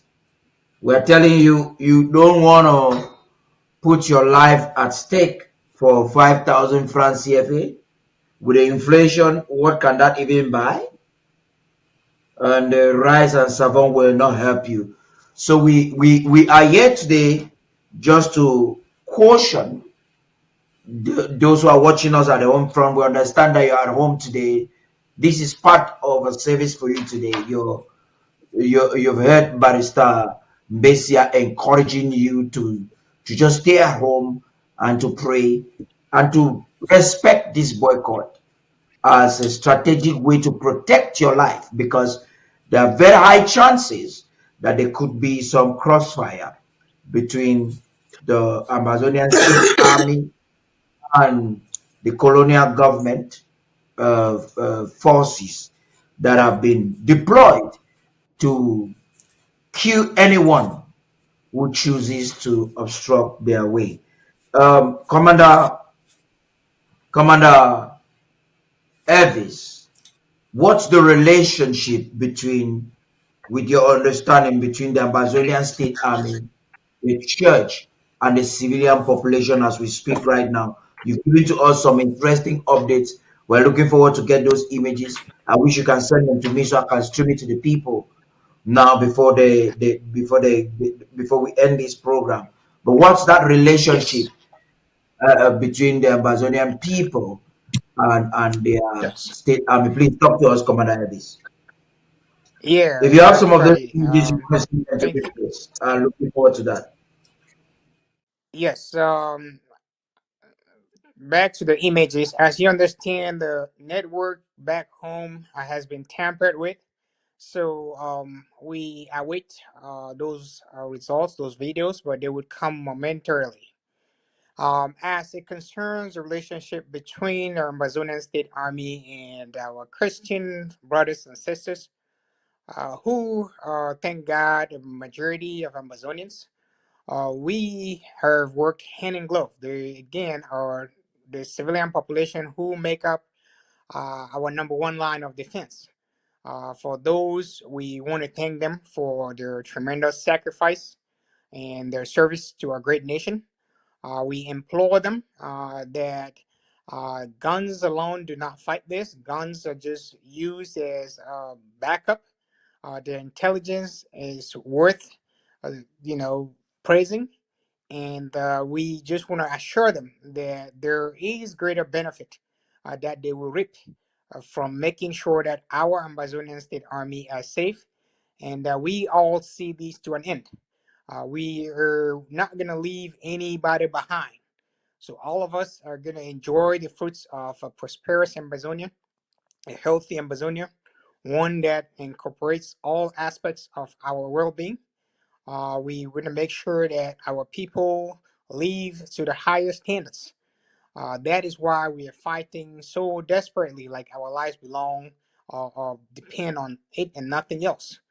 Also, we want to thank them because all these information that we are getting is coming from the civilian population. It's not something that we're imposing on them from here. They relay to us information on what is actually transpiring in the field, and most of that information will relay it directly to our chain of command in the Ambazonian State Army, who sometimes already have this information, but sometimes they don't, and they take appropriate measures. Those that continue to violate and try to even go out to vote, they'll be surprised that we already have some names, and we would not let anyone violate those principles. I think all, as you played already, the Ambazonian State Army in most counties did come out with audios and videos in most cases, explaining to the people why they do not have to come out to yesterday and today. And if somebody heard and decides against their own will to step out, they say the fly that does not hear would hear a clash.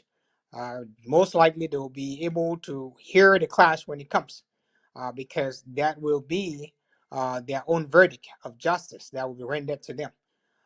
We have continued to call on maximum vigilance on our civilian population.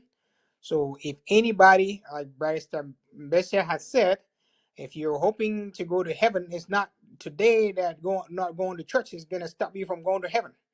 So not going to church for one day means you're still going to go to heaven. So don't let any man of God out there tell you that you have to come to church today, because it's not today that God needs you the most. He's needed you ever since. But we are telling you that today you would stay in your house and pray.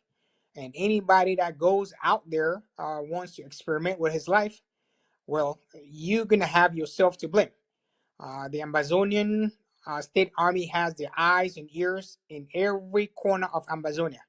Our civilian population, that kid that you might be looking next door that you don't know, they know where to report to you, and they will report you. So this is not something that those in the diaspora are implementing. It's something that is coming from home front directly to our ears out here.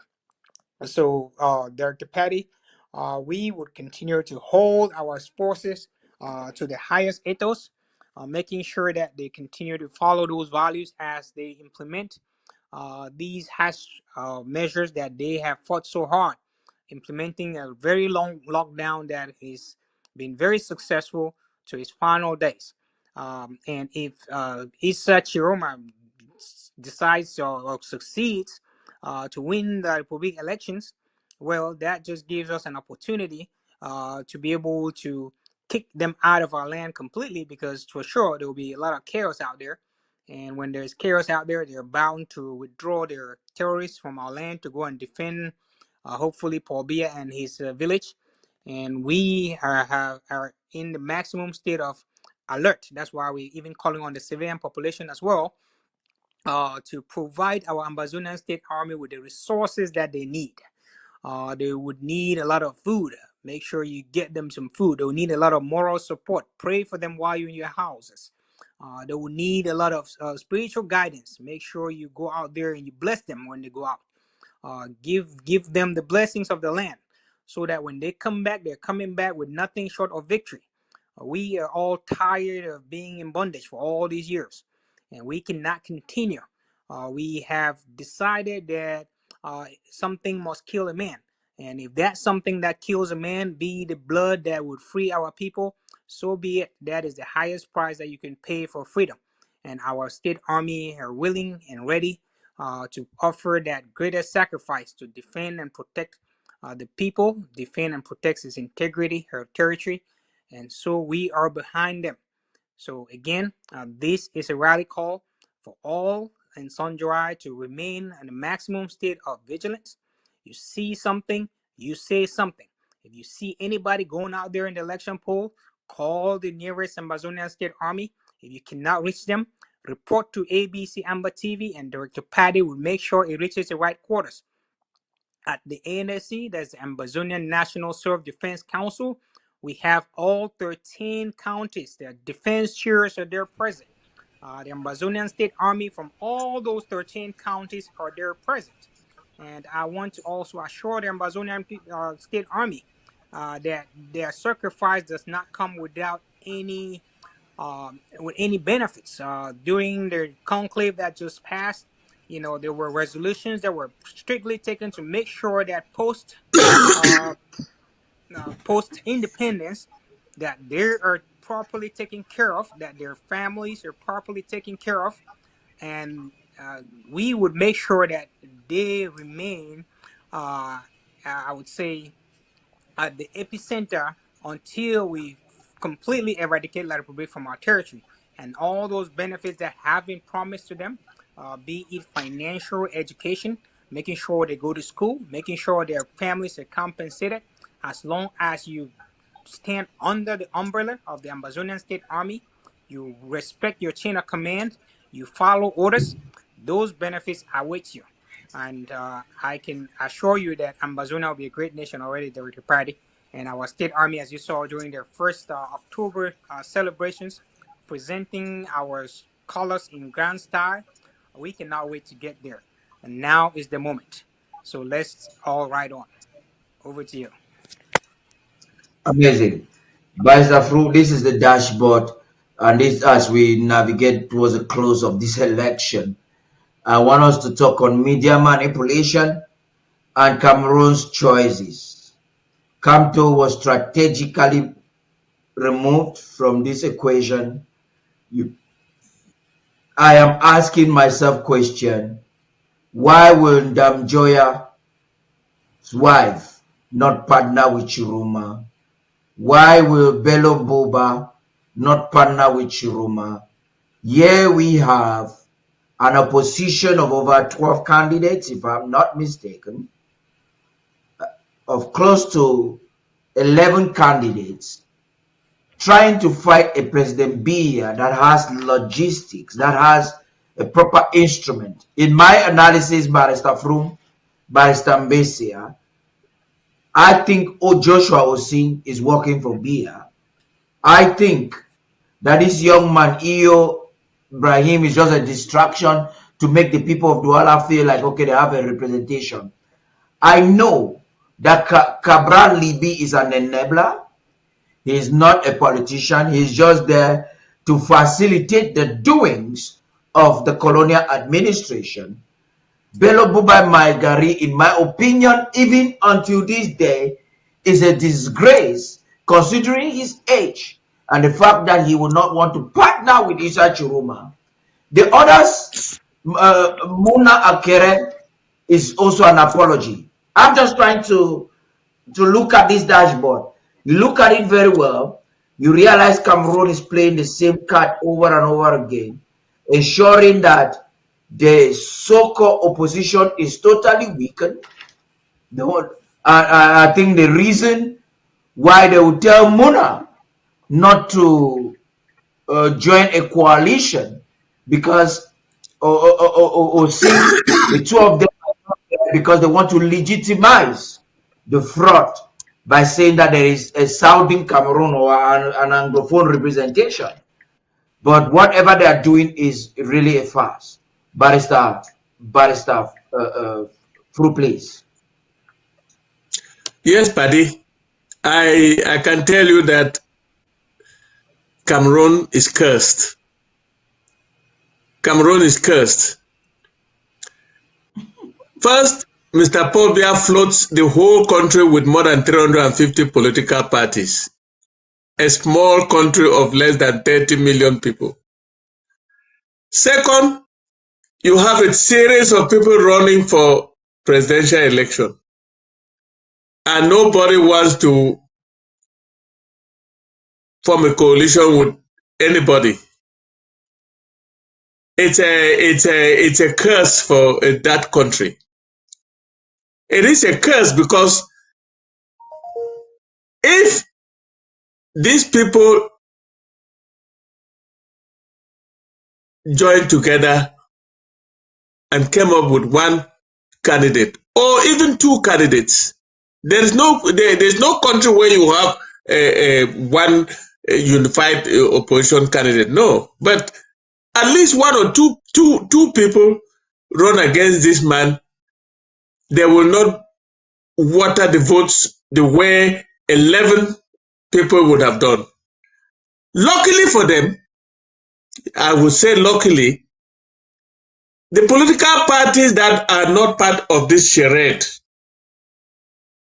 have played a major role behind one candidate who accepted what they call rupture from the system that is presently in place in La République du Cameroun and a transitional period between 3 and 5 years. It was accepted by only one politician, and his name is Issa Chiruma. And because of that, a series of political parties and civil society organizations decided to fall behind him, and that brings about his popularity. Popularity, I don't want to argue with you, Paddy, about what happened in 92 or what is happening now. It's immaterial. But the fact is, there is a clear front runner from the opposition party, and his name is Issa Chiruma. supported by parties that are not taking part in this election, and they call them Union for Change, because he accepted their condition. That is, instead of the 7-year term, you are going to work between 3 and 5 years to put together new institutions and open for political competition. And you are only running once. Issa Chiroma is already 76, 77. Some people even say he's 80, but I think he's 76 years old. After one term, that should be the end for him. And he has accepted to be the flag bearer of the new Cameroon, La République du Cameroun. And it is so important for the purpose of peace in that torn country, for La République du Cameroun not to declare a 93-year-old man a winner of election who he did not even campaign. And if they do that, it's going to be a fight. It's going to be a fight. Yes. But I want to stay with you a little while. You realize that the option Chiroma is claiming, the Chiroma that I've observed, I'm not sure he's going to respect that.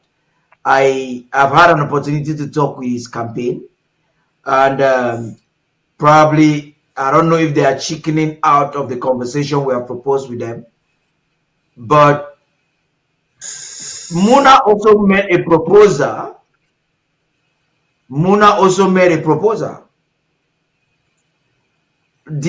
Almost same. Muna said, give me 5 years to create a framework for proper elections. You get what I'm trying to say? So look at the situation at hand right now. Do you think this is just an alibi for him to get alliance from the Enon Chung, the Agbabalas, and many others? Why did those people you're talking, do you think they chose to have trusted Chiroma instead of Muna? Okay. Because let me tell you, I'm being very frank here. Akere Muna is not a politician. He knows next to nothing in politics. If he was a politician, he would not be where he is today with Bella Buba. It's unfortunate for a man that everybody is criticizing as being an intelligent man or all this and that. Intelligent in what? What is Akere Muna? You have to look at a man's background, his family situation, and see whether he's really a politician. But on the contrary, Issa Chiroma is a politician. He went to prison for 6 years because he was accused wrongly for being involved in a coup. He came out and worked in the opposition. Anybody who watch him. At that time, I was in the SDF. Anybody who watched Chiroma will know that that is a radical politician, and is capable of certain things that Akere cannot even dream. Akere lives in it. Let me finish now. Let me finish. Having a discussion. Akere, listen to me now. Akere operates from those used by the government to rupture the solidified opposition movement. Listen, as I was saying, Akere is an air-conditioned office man. He has never seen the struggle on the field of politics like Issa Chiroma. Issa Chiroma has been in and out of the Bia government. He has been in the opposition. He has done things that politicians do. For example, so you are saying that You are saying that Akere is an opportunist. It's an opportunist. It's an opportunist. Okay. He's not a politician like his father was. He's an opportunist. He's an opportunist, a man who sits in air condition. You don't do politics in Africa by sitting in air condition. I'm not saying that Churuma was not sitting in air condition. He has been in and out of government. He has moved in and out. He has been working for this day, for this time. Akeremuna, tell me. Yeah. You see, I've been bombarding you with this question because I really wanted to understand the rationale. Does Akeremuna have a political party? Tell me whether Akere has a political party. He doesn't. He doesn't have a political party. By Mbeseha, I want to bring this to your table right now. Looking at this situation, looking at the profile of this Issa Chiroma, I know we need to observe this very closely. So now we're trying to see why even some of these Anglophones, those who call themselves Anglophones, who want to endorse him. Looking at the dashboard I just showed right now, looking at the current situation, the media rhetoric and media fraud, playbook. What do you have to say with this frontliner that is right now? Please talk to us. I think very often we don't understand how Cameroon politics works, in particular, and how the French-speaking African politics works. Those 12 people there, they call themselves political leaders, but they just got there. They didn't go through any primary to be qualified for it. Somebody sat in an office somewhere, call it Elekam and the Supreme Council, whatever nonsense they call it there, and chose them.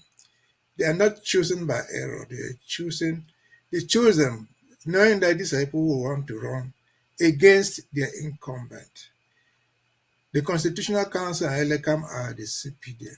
They choose their own candidates that will run against them. That is not unique with Cameroon. If you know the history of Cote d'Ivoire, that's exactly what happened there. And that's what brought the crisis there. General Gay called elections in the Cote d'Ivoire. And people applied, just like they did in Yaoundé, to become candidates. They eliminated all of them. And then that system chose Gbagbo, with the understanding that General Gay would defeat Gbagbo, because Gbagbo was an activist. And then they choose their own candidate. They chose that candidate. They chose Gbagbo. Just like what's happening in Cameroon now. Gbagbo came to become very strong. When the election day came, Gbagbo was winning. Like today, when the results were coming, he was winning. So General Gay got angry and canceled the election midway. And so they pick and choose their own candidates.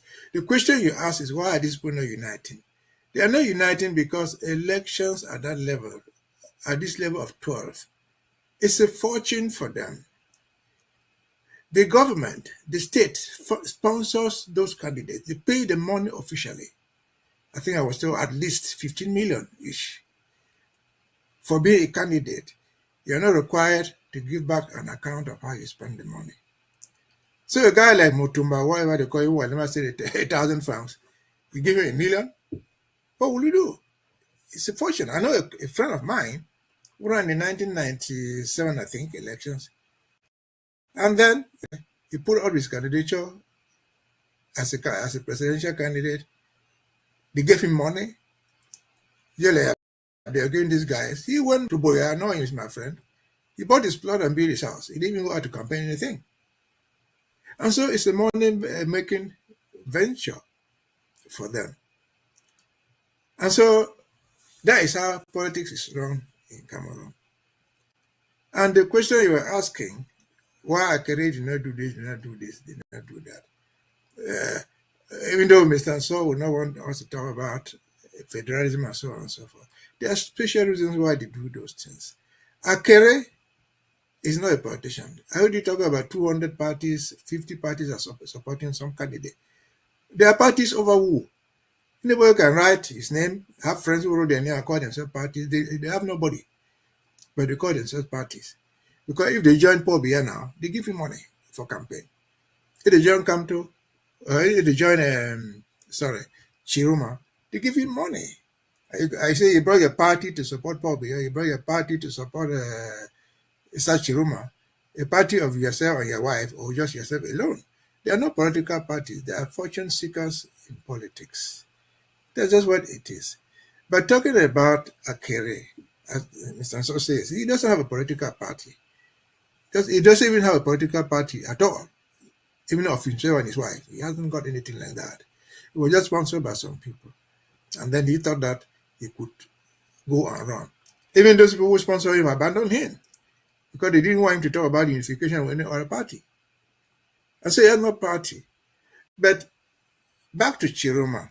Chiroma might be a backbone. They chose him to run among the team, not knowing that he will turn out to be what he is. Chiroma is so different from Nifrundi of 1992. Is so different. Chiroma is a politician for many years. Chiroma is today a very rich man. He's not as a poor man of Nifrundi of 1990. Nifrundi had no money. Or rather, a small bookshop, he had no money. He had been struggling to become president of PWD, Bamenda, struggling to become section president. He didn't have the money. That's why, if the story is true, when they cheated him, they asked Achide Achu, what should we do to this man? Achide Achu said, go and give him money. And they brought money to him. It was like gold coming from heaven. You cannot do that with Chiroma. Chiroma has been coming for more than 20 years. He has his own money. He's a politician. He has a big following from the north. He knows the inner working of government. To say the least, Chiroma has turned out being a surprise to the government of Paul Biya. If they had known that he would be this, they would have eliminated him. They had a way to eliminate anybody they wanted, but they didn't know. He turned out being the backbone against gay of the Côte d'Ivoire. And so, why they will not come together is money. Because I'm told, I don't know how far it is true, even when Akere went to join Buba Bello, it was on condition that Buba will give back his 30 million, because the deposit is 30 million. His small party that even sponsor him did not pay that one. He paid that money out of his pocket. He has money. He was able to pay. And so I'm told he went to Buba Bello and said, well, if I have to get into alliance with you, you promise to give back my 30 million to Bam, because you'll not give me even the 15 million for as government sponsorship. And Buba agreed. And so it is a money-making venture. Akere did not expect to win, I think. From the stories I heard before, people were calling him, just go because of Transparency International, you could be a neutral candidate and go and be that. And that's what he did. But bottom line, politics in Cameroon is a money-making venture, especially at the presidential level. The government pays you, I hear it is 50 million, but it's more than that. Just because you are qualified, you have been selected, you have 15 million. And so on and so forth. But Chiroma, by God's will, if he wins, there are many factors that support him. In addition to what Mr. Nsoh has said, he has been to jail. Some people spent 7 years for doing nothing in jail because he didn't sentence him anywhere. So it meant that they just jailed him for simply being a nodist. And then he's not just a nodist, he's a nodist who knows politics. Once he became qualified, the first thing he did was, I want to go to Senegal and visit the tomb of Ahidjo, the icon of the North. And now they made the mistake of preventing him, making him to win more sympathy from the Northeast. These are only someone wanted to go and see our only icon politically and preventing him from going. So he had these strategic advantages that nobody... He is. And then, because he has all this, he makes a promise. I will talk to Anglophones. Anu is my friend. He knows that Anu is a rebel. He's an Ambazonian. Don't mind what Anu does to us. But they know him as an Ambazonian. He tells the world, I will talk to Anu. I will talk to all these rebels. I will talk about their federation. And they say, they clap their hands. Well, at last we have found somebody who can even tell us these sweet stories, these sweet lies. And they fall behind him. That's why I tried to analyze the federation issue earlier. So you have this, they had only 30 days, is it even up to 30 days to campaign? So you have to tell these lies smart. And just to add to what you're saying, just to add to what you're saying there by Mbeseha, the Chiruma's campaign has shown interest. Chiruma has shown interest to talk to us. I'm not talking about government to government, at least to grant us an interview. It's just that he got a little bit busy within the last 48 hours. We're already preparing a flyer for him. We're expecting to have him. We are still looking forward to that interview. We would like to ask him some questions.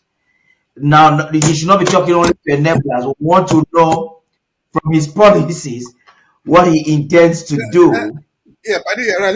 Let me just end, because this is I'm still going to give you the mic because I want you to talk about media manipulation before you leave. I'll give you the mic now before Commander Elvis will conclude the show for us. I'll give the both of you the mic before I get to Commander Elvis so that he concludes. So this is the point. There is media manipulation, and we think that Chiruma should not go everywhere and not talk with ABC that is officially representing the legitimate leadership of the Ambazonian Liberation Movement. So we're looking forward to having a conversation with Issa Chiruma, either as a victor in La République du Cameroon's election or a prospect. So since he was so busy up north, probably for network or something, I had a conversation with his communication communications officer, about two of them. I spoke to them personally, and but this is the point: Cameroon and the use of the media. Cameroon, we have seen CNN captioning that Chiruma has won in Bamenda. That's what got me offended. If they said Chiruma, that was 2 days ago, 3 days ago, if I'm not mistaken. No posts were cast. And what is CNN projecting? Are they trying to say, though that is a misinformation and CNN is good in misinformation and fraud on the media? But my point is, are they now saying that Chiruma could be the favorisé of the international community already? Or the French are actually looking forward to Chiruma? And there's so much in this, Barrister Fru and Barrister Mbeseha. I want the both of you to speak interchangeably so that we can give the mic to Commander Elvis to conclude the program. Talk to us in this delight. You know what Cameroon media is doing. Right now, the international, sorry. Just a moment, Barrister Mbeseha. Let me give context to it. Right now, Mimi Mefo is championing the same lady who ran away from Cameroon because Chiruma was threatening her life. She's the one championing a portion of his media campaign. You have for her acting all as proxies of the colonial administration after having been bribed by René Sadi. The media in Cameroon has despised the war in Ambazonia. They are not even telling their people that the fighters are dying on daily basis, every day in Ambazonia, just so that the international community is not properly served with the truth. Cameroon is using the media very hugely and strategically to manipulate results in these elections, even as we speak. Looking at everything that's happening, you lawyers can talk to us in conclusion. You can go ahead, Barrister Mbeseha, before we come. I was trying to say that, you see, the international community which you have put there, before international community, you're in the media world. There's a lot to do with propaganda in media. Propaganda is a very important aspect of media communication. The Mimi Mifos who are on YouTube and Facebook, you know, they pay them depending, when you have a big following, you are paid for that. So you choose an active story, you tell it your own way, that will attract a followership. Then you have some earning out of it. Truth is important, but the followership is more important in social media communication. They are talking about the international community. The international community is aware that there's a problem in Cameroon. They know that there's a war going on there. The interest of the international community is not just to kind of make peace. They want an environment where they can do their business, whatever business they're doing. That's their goal. They're not coming there because they want you to have democracy or they want you to have schools. No, that's not their goal. Their goal is their own interest. And they find in Chiroma somebody who at least, even pretentiously, will say that I will talk to the Ambazonians. I will talk to them. That is really an encouraging sign for anybody who thinks that he can make peace. We don't know what will be the outcome, but he has stated publicly, I'll talk to the rebels. I will talk to them the next day if I become president. That is encouraging for them. And this is where strategy politically more matured. You remember 2018, before 2018 presidential, Maurice Kamto went to Canada, where there are lots and lots of Ambazonians, Anglophones they call them. And he said, look, we want to wear our thing. They said, no, I don't want the sin of you. If you want to wear those your thing, I will never talk to you. He closed that door, even politically. In a foreign land, he closed the door. And then a journalist asked him, somewhere, all the international media, Mr. Kamto, this Anglophone problem, this secessionist they call it, what will you do if you became president? Kamto was so tactless. What did he say? His reply was, Cameroon has already made its history. In other words, I will not even talk to those separatists because we're already united. We have absorbed them. That's not a political strategy. That's political stupidity. Because you lose even Anglophone. Even those who thought that they could come to you for anything and the end will not even get it, will abandon you. So that is where the communication is important. You must communicate strategically, know the environment where you find yourself. The mere fact of Chiroma saying that he will talk to the rebels, in contrast to Pobia, who is supposed to be his next rival, is important. And he has framed it out so well. He has said, look, I said that you were separatists. I called you all names. But I was just communicating as a communication minister. But if in that process I wronged you, forgive me. These are his own words. He's not talking to you and me. Maybe I will not forgive him. But what are an old woman in the village? These people will vote. And for Opa, who had lost a child, lost his house. Why that man don't be sorry now? We're talking about the church. You will say, why the church? He don't sorry now. So he has this strategy. I don't know how far he can fulfill it. Most people don't see it. He asks if he can come to talk to you now. If Mr. Chiroma wins the election tomorrow, today is Monday, if the results are declared tomorrow, he becomes the president. His talking to you will become different. You could say, I will come to talk to ABC this night because he was campaigning. He wanted to show that he's talking to us. But once he becomes the president, it's a different story. It's totally a different story. Over to you. That's amazing right there. Barrister Fru, please talk to us. I know you are bubbling to talk about the media fraud. Yeah, Paddy, there's the media manipulation for every political event. The media is not cheap, Paddy. If you watch what was happening in Cameroon, on Equinox, on Canada, and so on, parties were being represented on those platforms. But there are 11 political parties, but how many people did you see on the platforms? Those are those who paid. Look, I want to inform you from my sources. There is a CNN.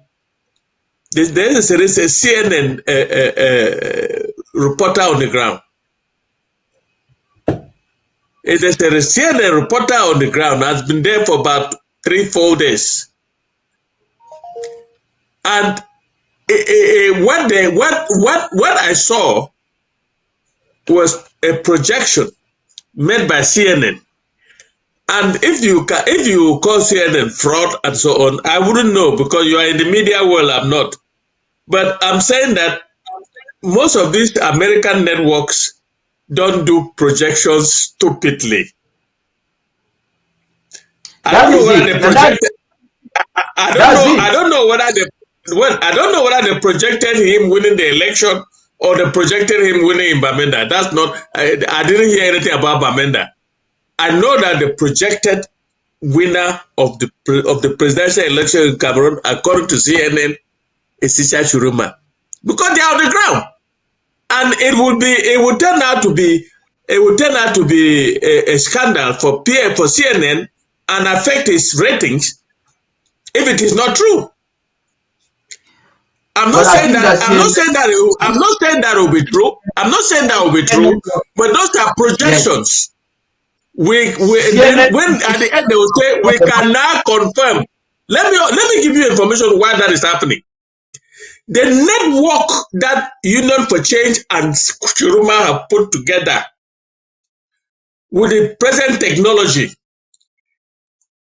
the winner of this election will be known in real time. What do I mean by real time? From 10 o'clock to midnight of today, the winner of this election will be known. It's not a proclamation, but the winner will be known because those who are working on it and the representatives of Churuma in all the polling stations across the country. And I want to inform you that Camto had already formed a lot of what they call scrutateurs, or they call it representatives in each polling station. They have been trained, and the ones for Union of Change are going to join the Camto people, and they will be present in every polling station, and the results will be watched and sent to a system. They have a website. They have everything prepared. By the time 10 o'clock is getting to 12 midnight, you will get the result. You will get the projected winner of this election. And it is not because the law allows them to do it, but because the law itself says that the counting is public in every polling station, allows the people to add up and know who has won. And I'm telling you that Bia is in for a long shot, because he prepared the rigging, he released it there indirectly, and he has got the inflated figures around the country, and think that will help him. The real casting of the election will happen tonight, and the results will be known. So I'm not going to sit here and say CNN has done this, CNN has done that. But what I'm saying is that in every election, whether in America or anywhere else, there's always media manipulation. That is the only period, Paddy, you say that I'm wrong, that the networks make money. All the small radio stations and small TV stations, they make money. So I don't know what I can talk about media manipulation. CRTV is almost has been sandwiched by all the small networks that you have around Cameroon, and the big ones like Equinox, Canal 2, and which is the other one? STV is trailing behind. I don't see where the manipulation is coming, but they are doing it to make their money. Balafon is another one. Look, the way this technology today is helping young people in Cameroon, I am sure that those results will be known before Bia opens his eyes tomorrow.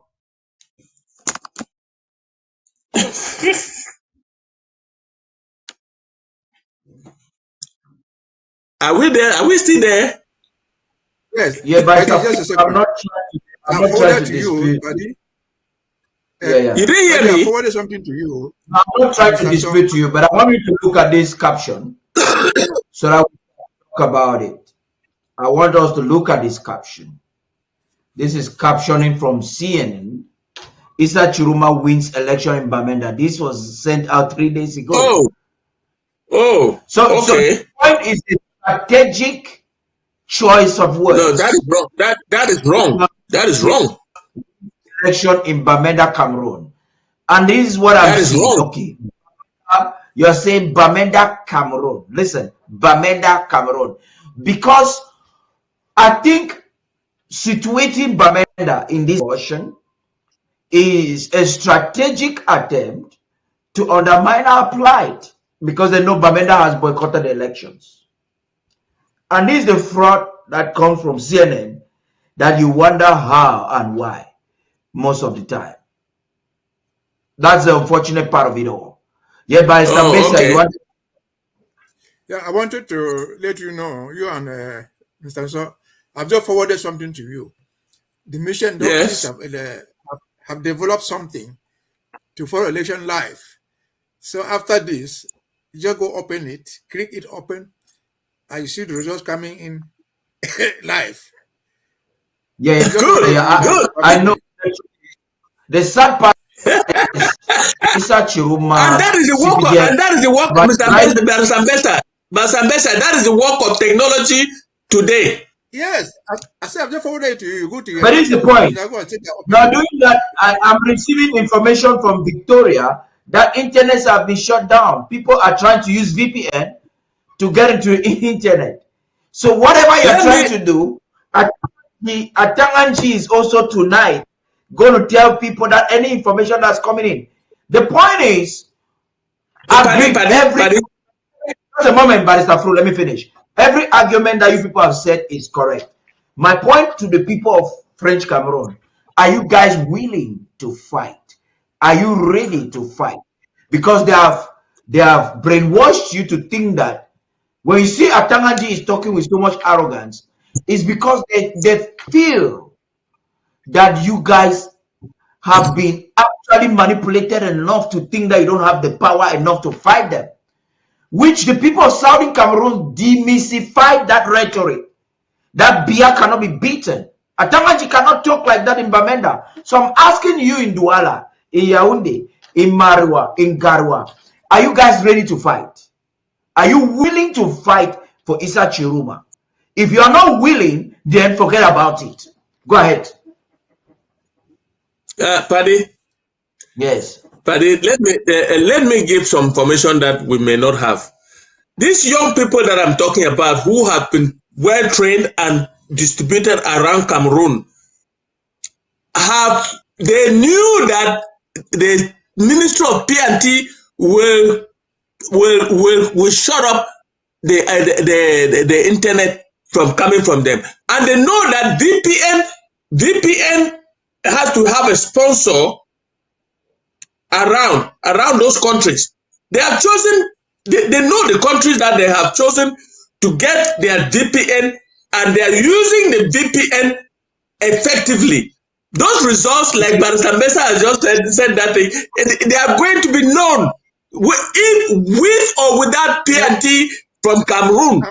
Without that internet from Cameroon, those results will be known because there's the VPN from the satellite, and there are countries that they can host. They can host it in Equatorial Guinea. They can host it in Chad. They can host it in any other country, and that's what they are doing. And I tell you, it is so neatly done. La République de Cameroon, the dying regime will get up in the morning and find itself in a quagmire, because where they are planning to produce results in 2 weeks, according to the law, those results are coming in tonight, Paddy. By Mbeseha, you wanted to make a brief comment? Yeah, I just wanted to say this. No other thing can overcome what Atanganji is doing. Atanganji is just a wounded lion. He can make other lions now. Correct. The second point is that, and who know this results? They will know it. I worked in the election system in the Cote d'Ivoire as a UN official. There was no electricity there, but we had satellite phones. That worked. That was the first time I handled a satellite phone in my hand. So they can overcome other things with technology within seconds. Correct. So please go to. I have a simple question that is not a rhetorical question. It's 5 o'clock. It's a rhetorical question. Are you guys willing? Are you guys willing? It is exactly about 1 p.m. in Ambazonia now. Until now that we speak, the elections is a farce all across the national territory. We are seeing it. We understand that some people are still trying to defy it in the Federal Capital Territory and in Victoria most especially. We are the Ambazonian State Army has identified some of the schools that have been used by the military to organize the elections in Ambazonia. Even though people are not still going, we understand that people have been bribed with savon, with bags of rice and 5,000. We've given them a few kilos of rice and with 5,000 CFA so that they can go out to vote. We understand. But the question is, are you ready to jeopardize your life because of a 5,000 franc CFA that cannot feed your house for even 2 days? That is a question that is left for you to answer. Just if you are doubting why, one of the reasons why you should even not participate. We're just receiving some images from La République du Cameroon with people that have been caught with ballot boxes that Tanganji and the people have given to them to fraudulently organize the election. Let's watch this image before we get to Commander Elvis to conclude this segment of our.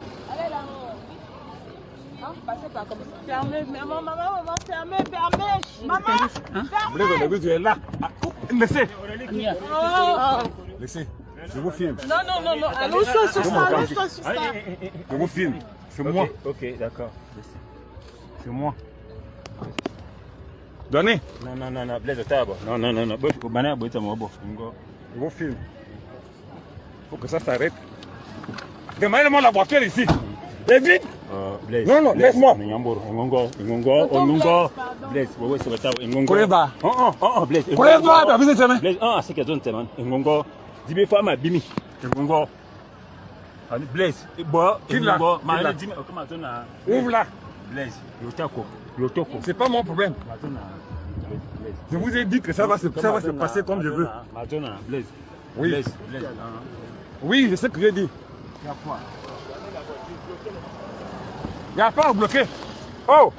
Ouvre ça, j'ai qu'à ça. Ouvre. Ouvre ça.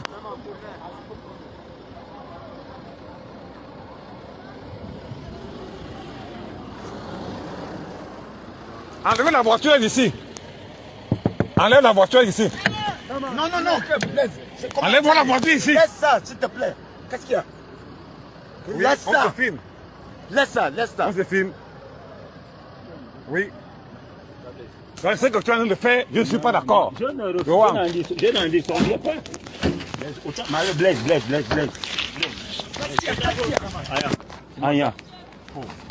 Fais-moi le camp. Continue comme ça. Maman, je veux des preuves.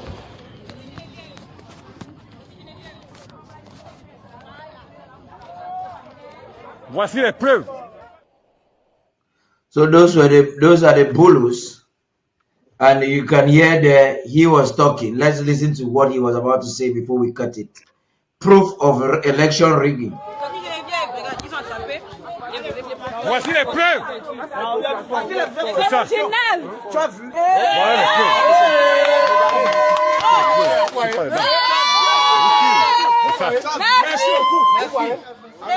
Continue comme ça.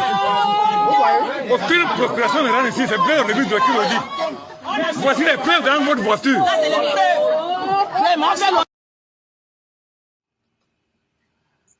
So this that is TPDM at work. Yes, but we just to tell those in Amazonia, your vote is you don't need to be a part of this charade. So very quick one, Commander Elvis. I want you to round off. Just give your final words to those at the home front after following this discussion, so we can call it a day. Okay. Thank you again, Director Paddy, for that opportunity. And I want to again thank great barristers for their insight. Very educative knowledge there for free. Um, I would like to take this opportunity now to also speak to our civilian population and the Ambazonian State Army. First, I want to salute their dedication for the Ambazonian State Army. Their duty has been very clear. Their duty has been one to act in courage, to act professionally and unwavering in respect of the rule of law. We have our ethical code of conduct, which they are all required to follow. So each one of them has been entrusted with the safety of our communities and the honor of the institutions that they protect. So them remaining disciplined in their training, resolute in purpose and compassion in whatever conduct they come across is paramount to our succeeding. We continue to ask all the Ambazonian State Army to uphold those standards, to protect not only our civilians, but the values that they themselves joined to defend. They need to all stand together, prepared, principled, and proud, because our Ambazonian State Army uphold the standards even under very great pressure, as we see the case today. They would make sure that they protect the people. If they're out there telling you not to go out, it's because they care for you and they're there to protect you. So we want them to take pride in their conduct. They would rest after that, they will recover, and they will look after their other comrades and loved ones, knowing that we have a mission, and that mission is to protect the people, to defend the laws of Ambazonia, and to preserve Ambazonians' dignity. That is our call. We also want to be very clear that this period has been a very great period of endurance, where our civilian population, you need to reflect and look at the extent of which you have gone, the lockdown that you have actually held solid. We, the Amazonian people, are very grateful. We cannot express our gratitude, and we respect each and every man, woman, young, old. We want to respect you for being able to continue to demonstrate patience, to demonstrate resilience and courage in the face of all these challenges that we face.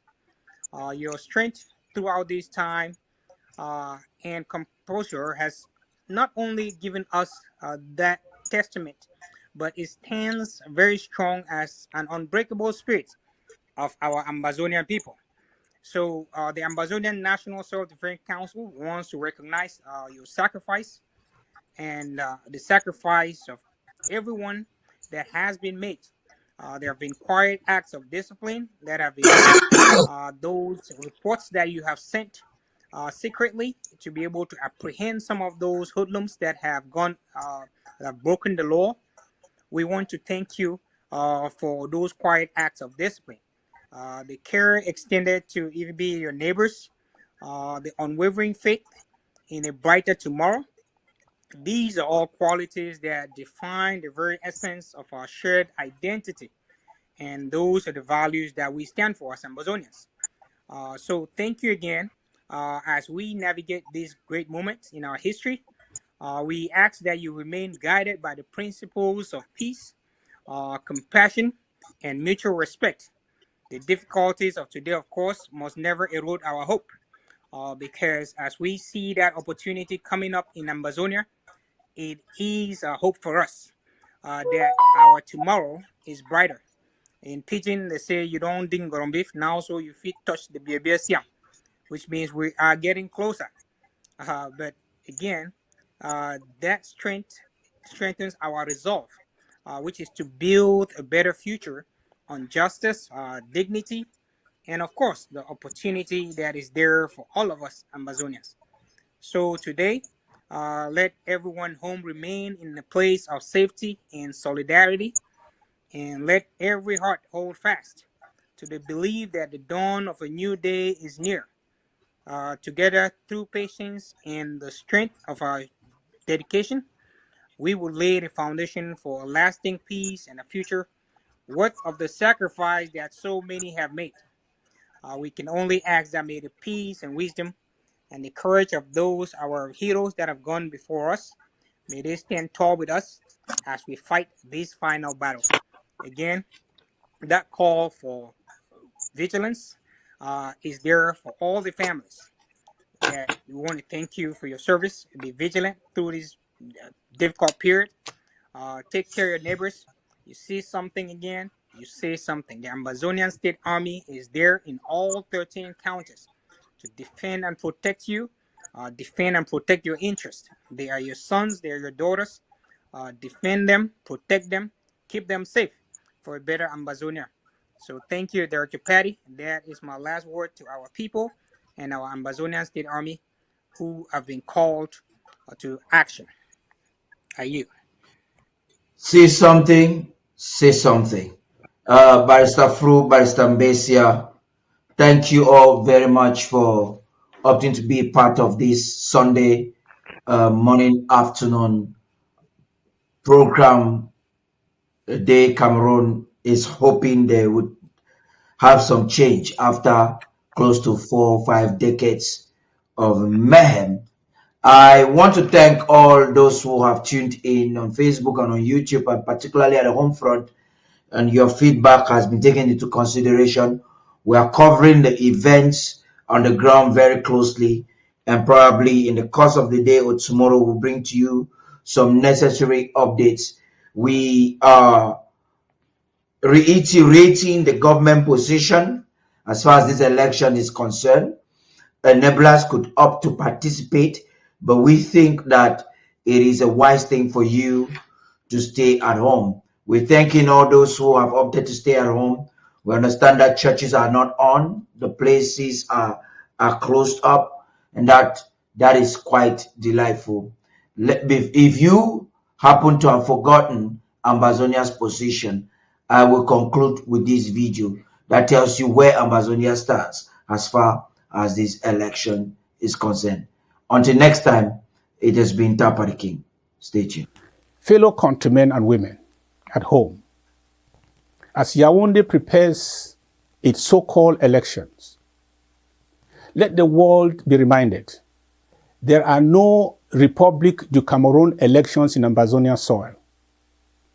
We declare a total boycott of the Cameroon's election in Ambazonia from tomorrow, October the 2nd, until the 14th. We will observe a sit-at-home strike and lockdown across our territory. Why? One, because Ambazonia did not call for elections. Number two, because the exercise itself is a charade and a provocation. Number three, because every election cycle, this junta uses violence to stoke fear, silence opposition, and in the process destroy many innocent lives by staying indoors, shutting the towns, and refusing to participate. We declare Ambazonia is not Cameroon.